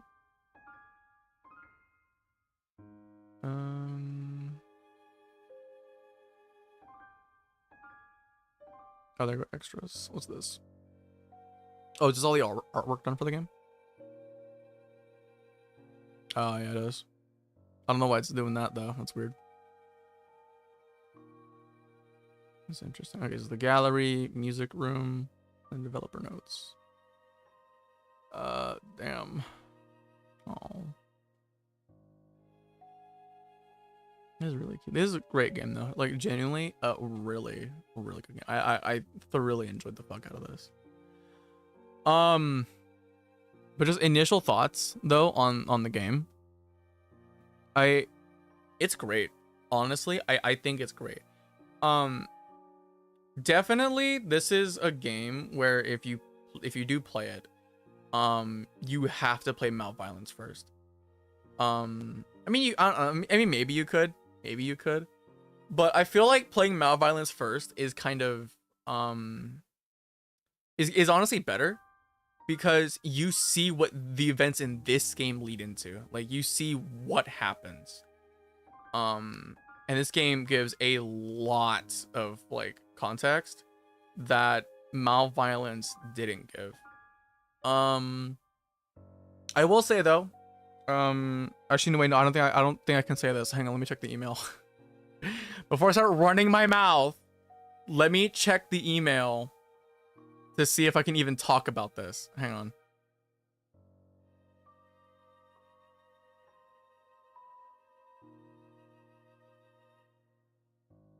Okay. Okay. I can't talk about this. So, I don't think this is public knowledge. Therefore, I'm not gonna fucking say anything. All right, I'm not saying shit. But no, just genuinely though, great game. Like, this is a very fucked up story, and like the dev Matto, I believe was right. That was the dev name, I believe. Was very right in saying that it's very much like girl, you're saying too much. I know, I'm sorry. It's very much like Danganronpa inspired, because that was one of the things they told me. It was that the series is inspired by Danganronpa, and I think that's pretty cool. You know, as someone who likes the Danganronpa series, even though I haven't played the games for shit, which is funny, which I find it like really funny. Yeah. No, yeah. When they emailed me, they said like that one of the main inspirations is Danganronpa. I don't know, it's funny to me because like I like the dev team behind the games. I like them so much so that I bought 100 Line. But the only games I've beaten from them are Raincode. Yeah, and I'm not gonna lie, I think at this point, if I do, because I've been debating streaming Danganronpa again.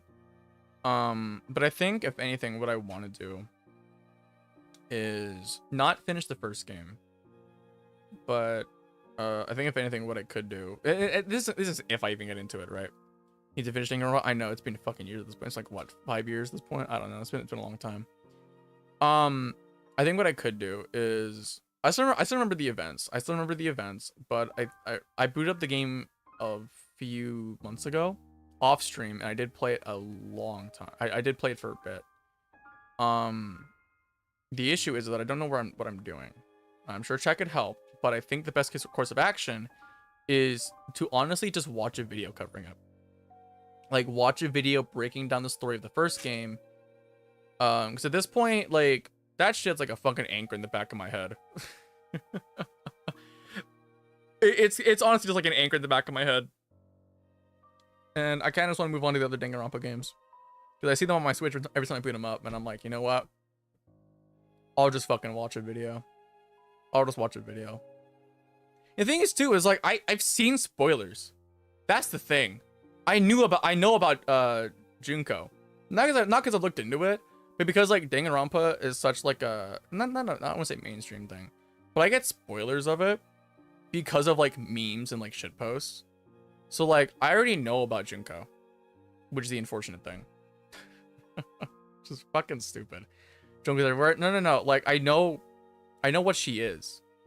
Like I know like what she did, you know, in the events of the game. It's just a matter of like getting up to that point. I don't know anything about, like, between where I am in the game right now and that ending point. I don't know like who I don't know who dies and who and like what the reason is. I just know that Junko is like the fucking puppeteer or whatever, you know. But yeah, no, I know that. But yeah. All the jump scare, dude. I know.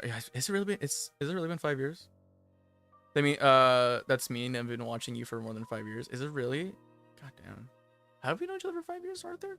Has it really been 5 years? There's no way. Is there a way you can check when you got a game on Switch? Is there a way you can check? I wonder if there is or not. There probably is. I really hope not. Yeah, I hope not either. But yeah, no. Portal Violence. Fantastic game. Genuinely, if you want to check it out for yourself, go for it. The devs did say to me that this game only has one ending. So if you go through the game, what you see in this stream is basically what you get. Malviolence, though, has multiple endings and stuff that I didn't even cover or like get into in the game when I was playing. So by all means, if you want to get into that, Malviolence is there. Both these games are free, though. I do want to preface that. This is not a sponsored segment at all. I'd be lucky as fuck to even get a sponsor, but nope. No, he's not sponsored. This isn't an ad. Just genuinely plays games. Like, play them. They're fun. They're great. Yeah, Portal Violence though. That's honestly a great game though. That was genuinely a good game. My first AMD was July of 2022. It's been 3 years. Okay, thank fucking God. No, I was like, there's no way it's been 5 years. There's no way it's been 5 fucking years, man. Ain't no goddamn way. Yeah, it's like almost 3 years then, right? Right? I don't know. Math is not mathing right now. Anyways, we are gonna play Hades 2. We do have some time for that. Well, I'm debating it. I'm debating it. I'm genuinely debating it. I don't know. Debating it. Because we could play Danganronpa. No, not Danganronpa. We could play what's it called? But we could play Hades 2. There could be something I do. But I kind of want to watch some stuff just to unwind. I want to take like a small break from like playing stuff. I just want to watch some things. I just want to watch some stuff for a little bit. Yeah, you know, we'll take a little break. If I don't do Hades 2 today, that's fine. Honestly fine. The plan for tomorrow though is we are going to be playing Helldivers and do an early stream tomorrow for Helldivers because it has to be early enough for Strike and Blaster. So, yeah. You also need to fucking finish Miitopia at some point. You don't have to play Hades today. Yeah, I know. Honestly, I'm not gonna lie. I thought Proto Violence was only gonna take me like, I don't know, because the DM said 3 minutes to 2 hours. The streams were going on for 3.5 hours. No, that game took me 3 hours. Given I kept stopping having a stroke, but like, the game length wise, that's on par with the first one because the first one took 3.5 hours. This one's short of like 30 minutes. Then again, I have the reading capacity of a fucking 2-year-old. So I mean, what do you expect? Right. Anyways, I did want to watch some stuff though. I wanted to check out the trailer for the Odyssey because I haven't seen it yet. I haven't seen the trailer yet, and it's a movie I really want to watch. It's just got people like Matt Damon, who's playing Odysseus and whatever. Yeah, so I'm like tricking myself here so I can actually like get a good view of this. God damn it. There we go. But yeah, watch this though. Please no more charter related stuff. No, God no. Alright, there we go.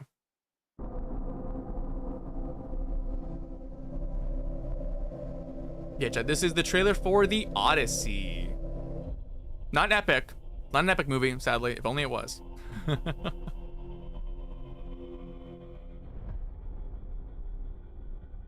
After years of war,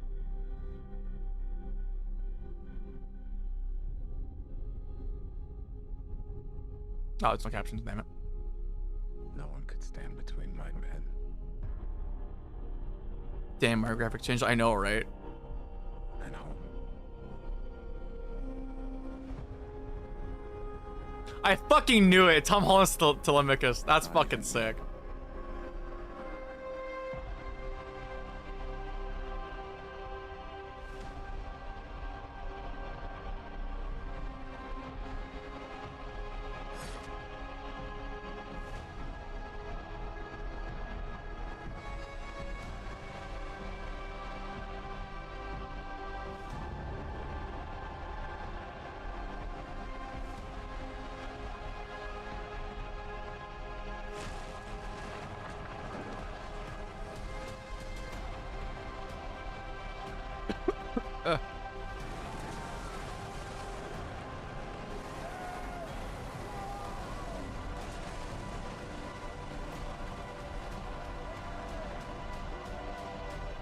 Promise me you will come back. What if I can't?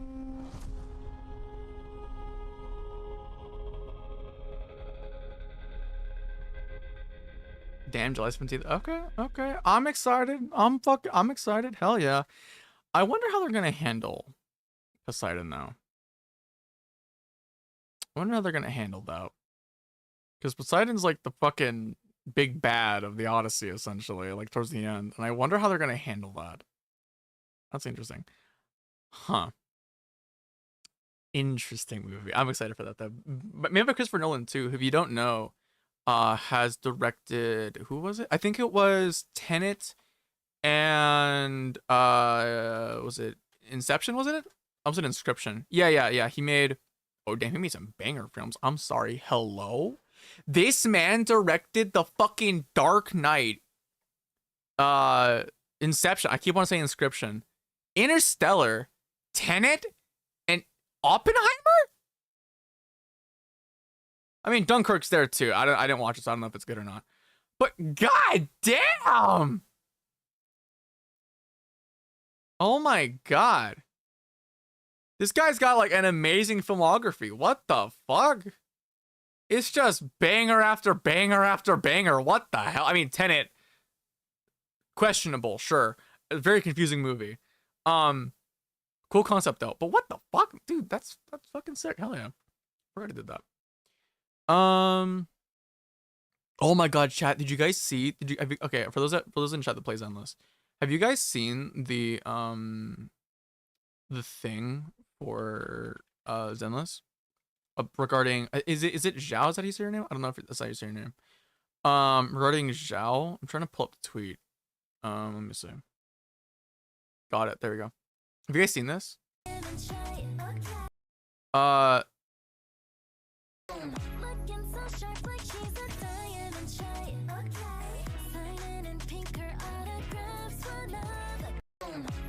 Is this a real thing in Zenless? What is this? Oh yeah. Like, I gotta see if this is only for the episode. Oh wait, no. Wait, I have it right here. I'm stupid. I can just watch this. I'm stupid. That's not early in the morning today. And I'm like, dude, no way they have this. Like, no way this is a fucking thing in the game.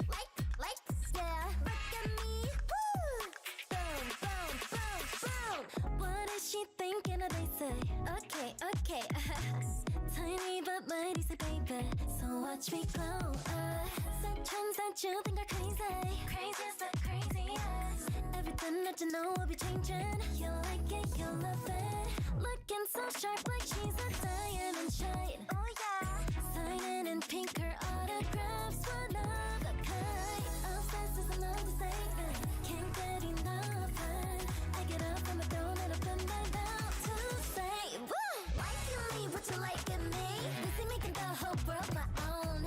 Okay, I'm not gonna lie. I've seen this dance all over TikTok. I fucking love this dance.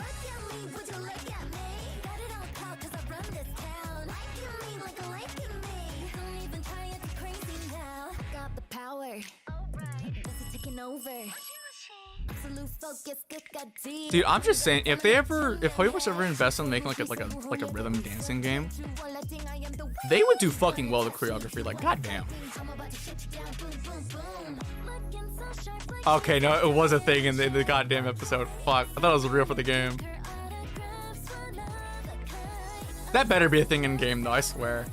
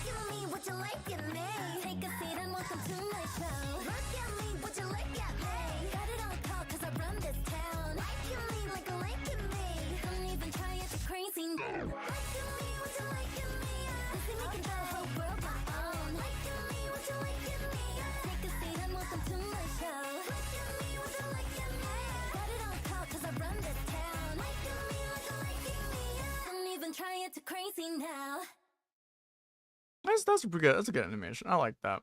Also, something I want to talk about real quick. Something funny that apparently is a thing that Zenless animators do.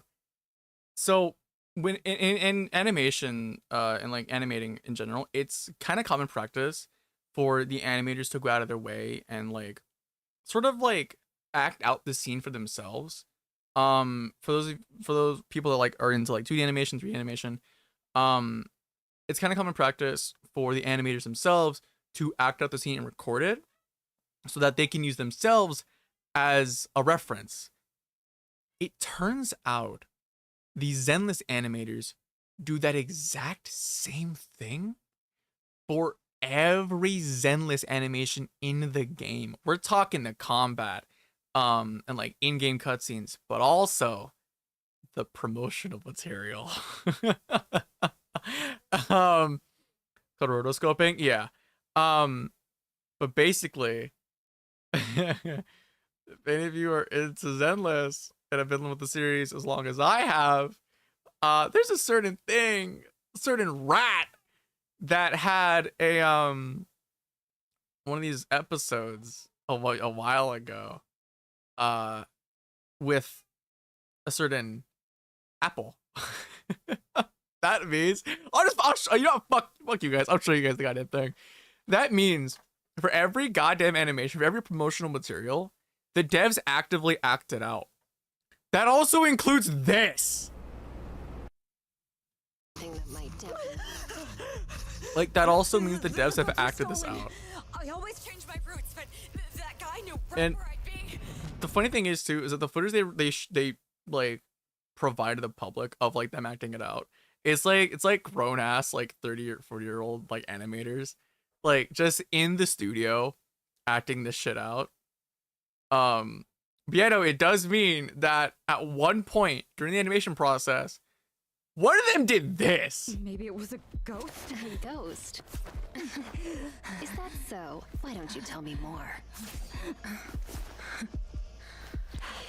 It was too fast. Red. Yes, it was red. And it leapt from the shadows. Once it sets its sights on you, there's no escape.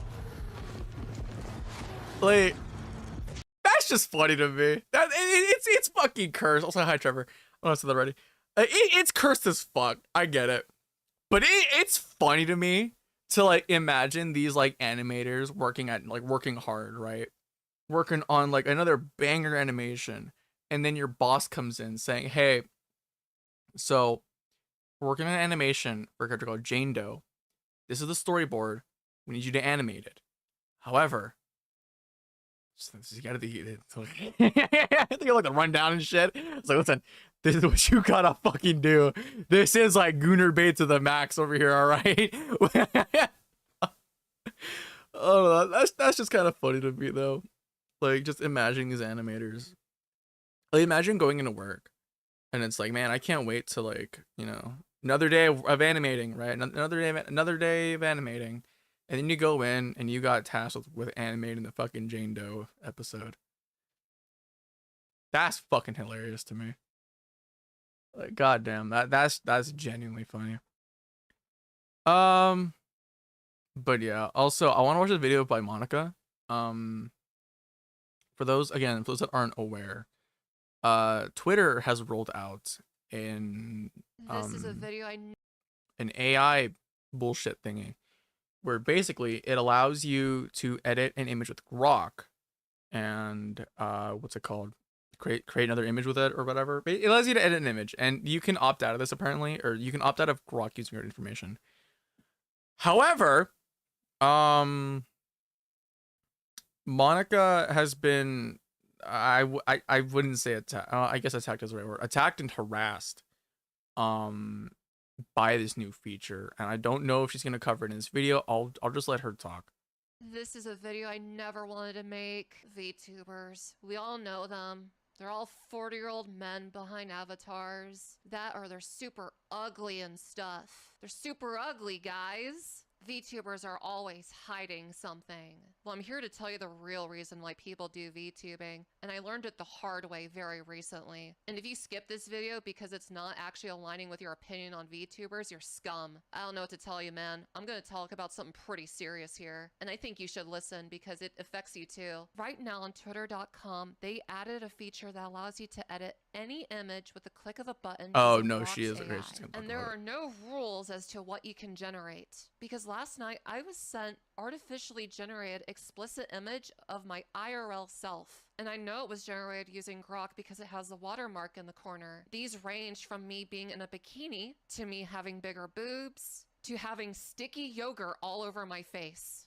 And I know I'm gonna sound like a 2016 feminist by saying this, but I think I get it now. That's actually digital rape. And if you still make fun of VTubers for hiding their face after I told you this, there's something genuinely wrong with you.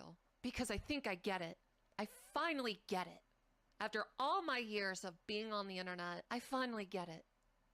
Why it fucking sucks to be a chick. Oh, and it always sucked, don't get me wrong, but it just got a whole lot worse. And look, I get it, not everyone can handle the boobs being on a model. Whoa, oh, breasts, oh no. Oh no. But I can't explode IRL. I can't turn into a car. But you know what I can do? I can hide myself. I can hide my beautiful face from having artificially generated explicit images of me all over the internet. I will always rather have people goon to my avatar than to IRL me. Because that's disgusting. Yes, I'm pissed off. If I seem pissed off, I think I have every right to be. At this point, you can't even make fun of OnlyFans girls anymore because why the fuck wouldn't you anymore? If people could just artificially generate porn of you from a selfie, why not, you know? So if you ever wonder, like, ugh, she does OnlyFans. Yeah, because losers kept generating porn of her. So she might as well pay the bills with it. Not that I'm doing OnlyFans. I'm just saying, you can't really blame them anymore. Not that you really could to begin with. But this is a big... as someone who does Fansly and illicit... Is it illicit? Explicit content. Yeah, Rens do. Yeah. But no, yeah, no, I woke up this morning and I opened Twitter. That's a healthy thing to do. Like a normal human being. And Monica's tweet about this shit was like the first thing I fucking saw. Actually fucking disgusting. I didn't even know they rolled out like the AI image shit until like I saw Monica's tweet. I had to look into this shit. But yeah, no, like it's fucking gross. It's genuinely disgusting. Like what the fuck is wrong with people? Like I don't know. It's a mixture of like what the fuck is wrong with people and also like what the fuck is wrong with like I wish what the fuck is wrong with Elon, but let's be honest, a lot. It's like what? It's just like it's such a what the fuck feature, you know? Like it's such shit. Oh yeah, you do that now. I marry someone from memory. Yeah, yeah, I do that now. I just don't post it anywhere besides the sites that I keep it contained to. It's like a goddamn like fucking. I was gonna say a rhino. I don't know. It's just something I keep contained in its own little bubble away from everything else. I also don't bring it up on stream often because I know there are probably people under the age of 18 watching, and at this point, I can't really control who watches or not. Let's be honest, you can fake your age on the internet, like me when I was younger. But yeah, no. Yeah. Well, okay. Well, first of all, if you're under the age of 18 and you look at my goddamn Fansly and shit, first of all, that's gross. That's fucking disgusting. Fuck off. But no, like Jane, like don't do that shit. That's just fucking gross. Also, I'm not comfortable with minors looking at my goddamn Fansly and shit. That shit's for adults. But yeah, no, like this shit though, the goddamn AI crap. This is fucking gross. Like it's disgusting.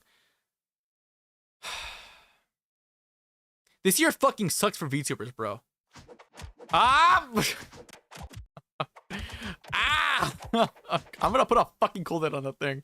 But no, like genuinely, like this year, like has been actual shit for VTubers, man.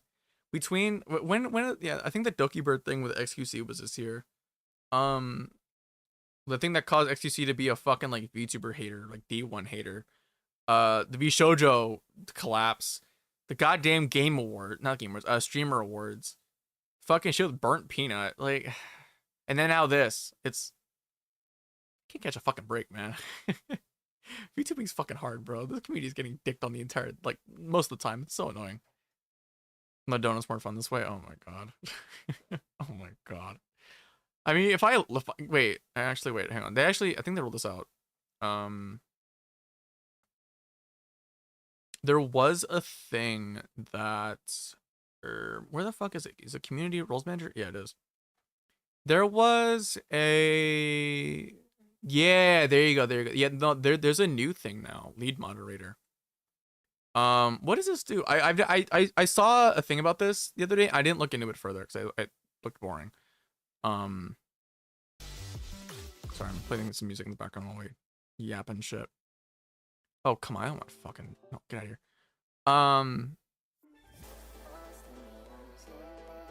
Right, so what does moderator do? Okay, so moderator, warn and timeout ban user. Okay, so what does lead do? Perform all the actions the regular moderators can, as well as the following actions. Manage the mod team, adding or removing other mods, adding or removing VIP roles from other users. You guys can do that already? Access all channel moderation settings. Regular moderators will not have access to certain settings. Note, the one exception in that is that private blocked terms will remain visible only to the channel owner. Oh. Delete mod comments, including by other lead mods or channel owner. Ah, okay, interesting. Everyone is saying 2025 was ass for them, but for me, it was like one of my best years in a while, so it's kind of awkward. Yeah. You were thriving when everyone else, the whole fucking world's burning. Arthur's just sitting here just like, I'm having a great time. I'm having a great time. I don't know about you guys. Oh, that's funny. That's interesting though. I didn't know we had lead. Okay, so wait. Artists and members who are of a creators community who are recognized by their for their contributions to the brand style of the creators channel, such as through emotes, overlays, avatars, emotes, or 5.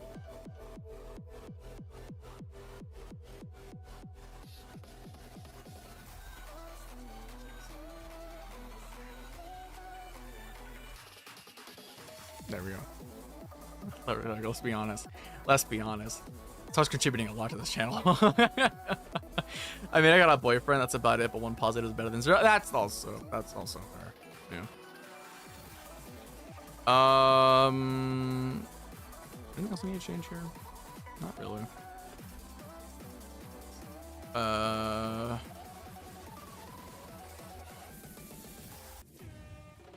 Hang on. Is this video popping? Sorry. I'm like, I have my phone up next to me because it's using it for face tracking.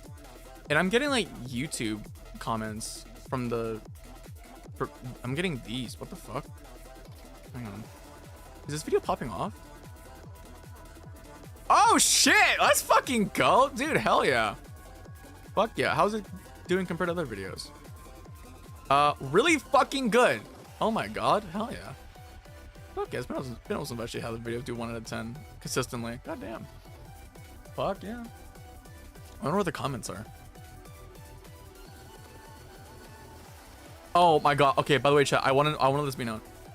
For this video, if there's anyone that's watching the stream right now that's coming from this video, I want to let it be known. I wanted to make sure I only said positive things about this game. Because if I had said anything like overly negative, dude, my career would have been over. My career would have been fucking over. I'm being so for real. But not generally though, I only had a good thing to say about this game. Unlike a certain Persona game. You know what you are. Disgusting. But nah, I wonder what the comments are. Let's see. Hearing someone call Yi Song Hong Lu simply Yi and Hong is incredibly funny to me. You're cutting their names short. Also, the ultimate abilities are called Ego and Overclocking.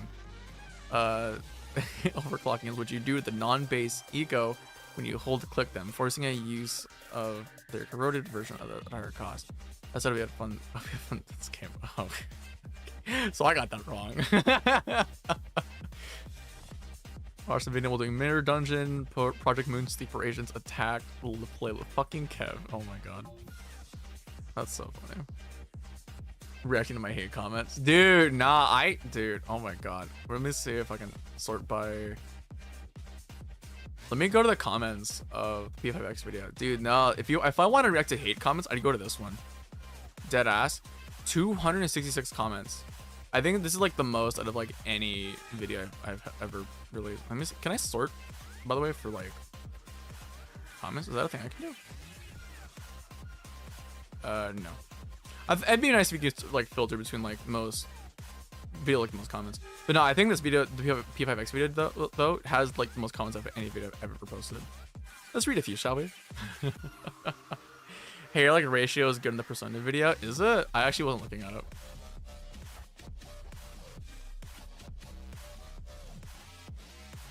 That's not bad. Like, all things considered, that's a lot of people that don't like the video.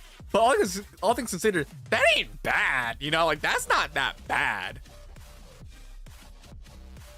I wonder what my most disliked video is, actually. I'm actually curious about that. Why did this one get hate? Oh, this one got hate because I got shit on for this video because I put Silksong in the thumbnail and I put the term underrated in the thumbnail or in the title. That's why. Did that purely for clickbait. Oh, sorry. Sorry.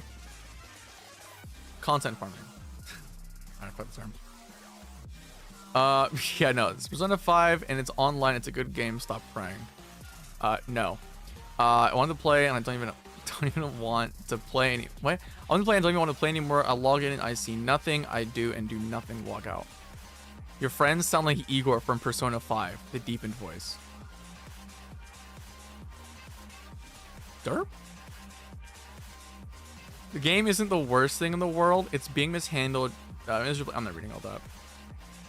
Oh, wait. I responded to this one. If P5X isn't a good first game to be exposed to the series, which is, because I'm really trying to get into it, but I don't know where to start, and I'd hate to get any references in the games that reference... Huh? I hate to not get any references in the games that reference something in the other series. Oh, right. Oh, no, I was just giving actual, like, advice. I think it's like the only comment I actually like replied to. It was like a genuine question. Actually enjoy the game. The shot mechanics were annoying, but you only ever visit. Okay, that's not a hate comment. They'll get their act together. Yada yada.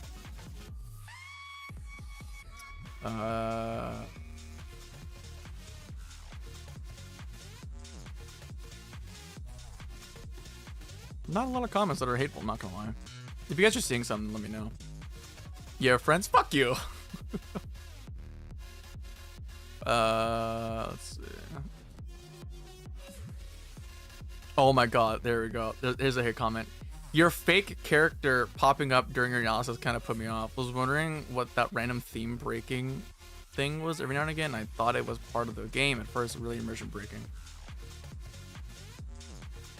What? Talking about my model? Oogly boogly, I'm not part of the game. Like, I'm not part of the fucking... What the fuck? Weird. See, this guy appreciates me. This guy gets it. B-Bones 10, you appreciate me. I got you.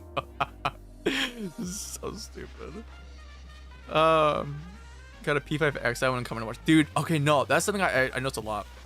Because whenever I open comments, whenever I tap on comments on my phone, what's it called? It actually autoplays the video, and every time I went to go click on a comment when I would get these consistently, there would consistently be a Persona 5 Phantom X ad, no matter what. It was so fucking funny to me. It's like that one video of Donkey. Let me see where it is.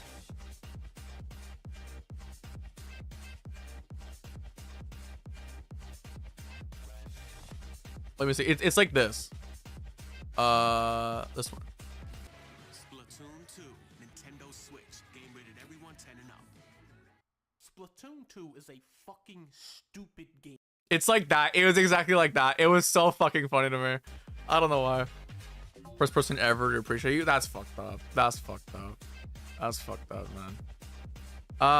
Let's see. I'm not really seeing any hate comments again.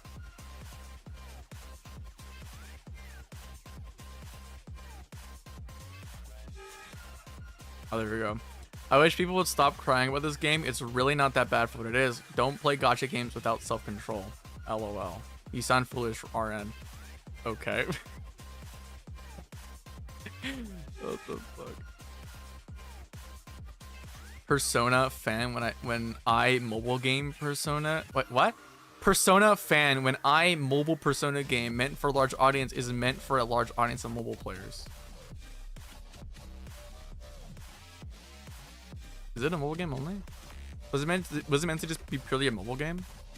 It's on PC for a reason, right?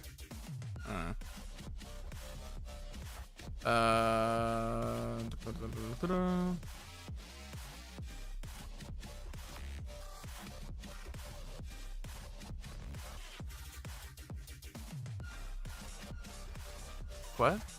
This is title is just a straight up lie when the Chai browser game exists. What the fuck is Chai browser game? What the fuck is it? Wait.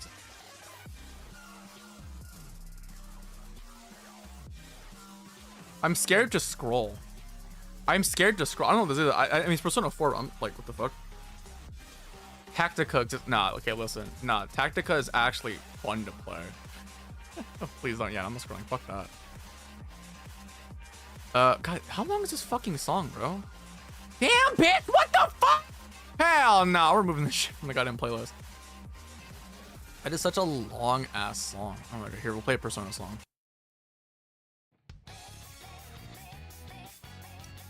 The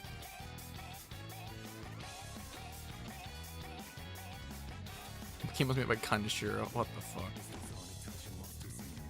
The fact that people actually defend this game is the absolute worst thing about it. That's yeah. Is Endless sexualized? In my opinion, not really. Compared to GTA 5, it's basically baby's first HBO rated. I mean, I don't know. There's an apple. There's an apple scene. I don't know.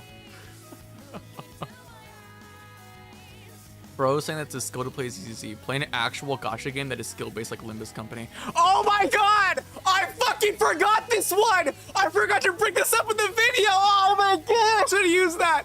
I should have used that in the fucking intro. Oh my god. Oh my god, I should have fucking used that. I completely forgot about this comment. Oh my god. Oh my god. Fuck. Damn it. Okay. Okay. Let me explain. So for anyone that hasn't seen the that hasn't seen the news video yet, first of all, the video that I released today, the Limbus Company one, has the most amount of people I've ever had for a single video. Okay, this is the most amount of people I've had for a collab in a single video, and for future videos, it might get larger. I don't know, but so far this is like the record for the biggest video I've had with friends. But the intro was this. That's my thumb weird. My sleeper agent sound has been played. Project Moon sleeper agent activated. I fucking love Limbus. That shouldn't even ask me, dude. I pinged it every. Okay, listen. The reason I didn't ask you was because when I asked, because in the Manor server, I was like, hey guys, you guys want to voice act something for me? Or it's gonna be like super quick. Like 13 people got to me, and I was like, I got enough. Like there's only 8 comments total. Yeah, sure. Here, if it makes you feel any better, I didn't even ask Wick. There were that many people that I didn't even ask Wick. A video about furry developers. Yo, is that the Limbus Company OST? Play Limbus Company! Play Limbus Company, please! Who the fuck? I don't know. Kev had Teto, right? Kev did Teto.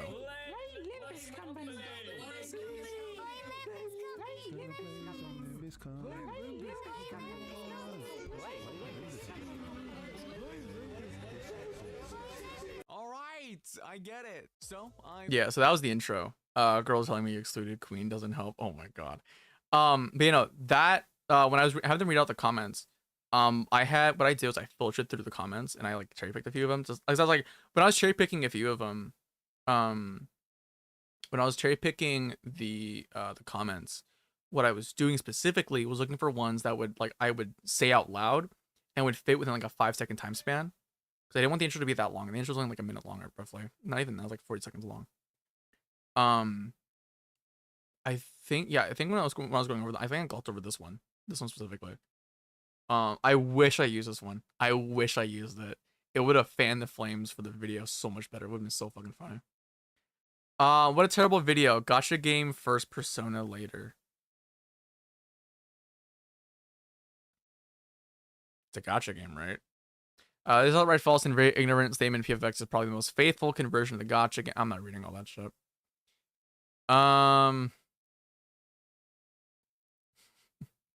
I don't know. There's a handful of like hate comments. What the fuck was this conversation? Oh, SM2. Okay. I didn't see this before. That's so funny. What the fuck? What the fuck? It doesn't seem like there's that many hate comments. I remember there was, it might have been taken down. I'm not sure. But I remember there was a comment that I got in that was just like this. Hey, right there we go. There was a comment that I got in where it was just like, this video is shit. Delete your channel now. And I sat there reading it. I was like, this is so fucking unhinged. I love it so much. It was so stupid. It doesn't think there's like that many. Okay, no, okay. Out of all of them, this one pissed me off. I ain't playing gacha games, Strinova. My guy, if Strinova's a gacha game, then CS:GO is also a gacha game. Bad video, you should kill yourself. No, dude, honestly, like, that's what the fucking comments were like. That's what that one comment was like, and I was like, what the fuck? This is so unhinged. I love this guy just for the fact he's so stupid. But no, this one pissed me off. This one pissed me off when I first saw it. Because I was like, what do you mean Strinova's not a gacha game? Like, if Strinova's a gacha game, then CS:GO's also a gacha game. I'm sorry,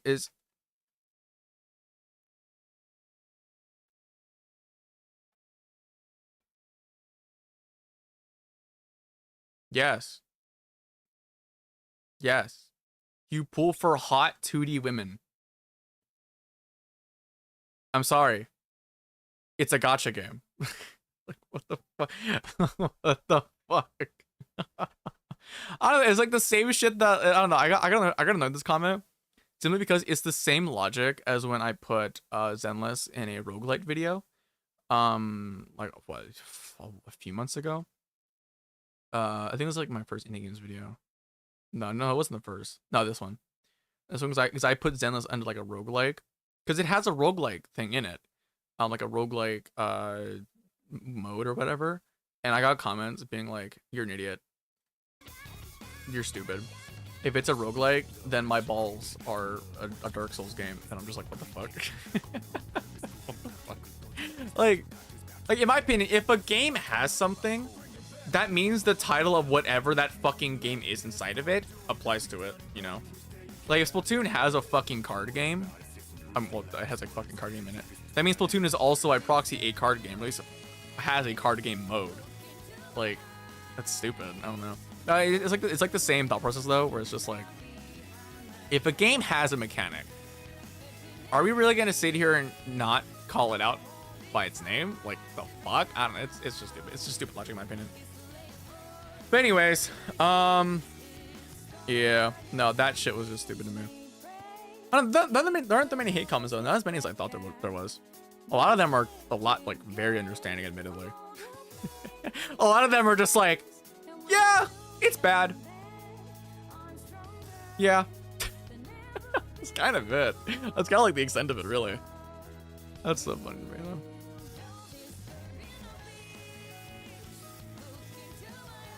Also, by the way, chat, if you guys are into analog horror, may I recommend you Spaceman Scott?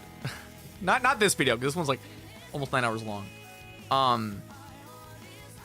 But no, I love this guy's content so fucking much. He puts out videos talking about like he's just talking about like random shit that he enjoys. His most recent one though, besides the mega compilation here, was a roughly 5-hour long video where he watched and ranked 50 different analog horrors. Mind you, he's done this before. He's done this like 2 other times, and they're both like really fucking long. But you know, honestly, great content. Great content. If you want something to like have on in the background that you can like tune into every now and again, have have be interesting. Honestly, dude, this guy's content's the way. Like, I love the content.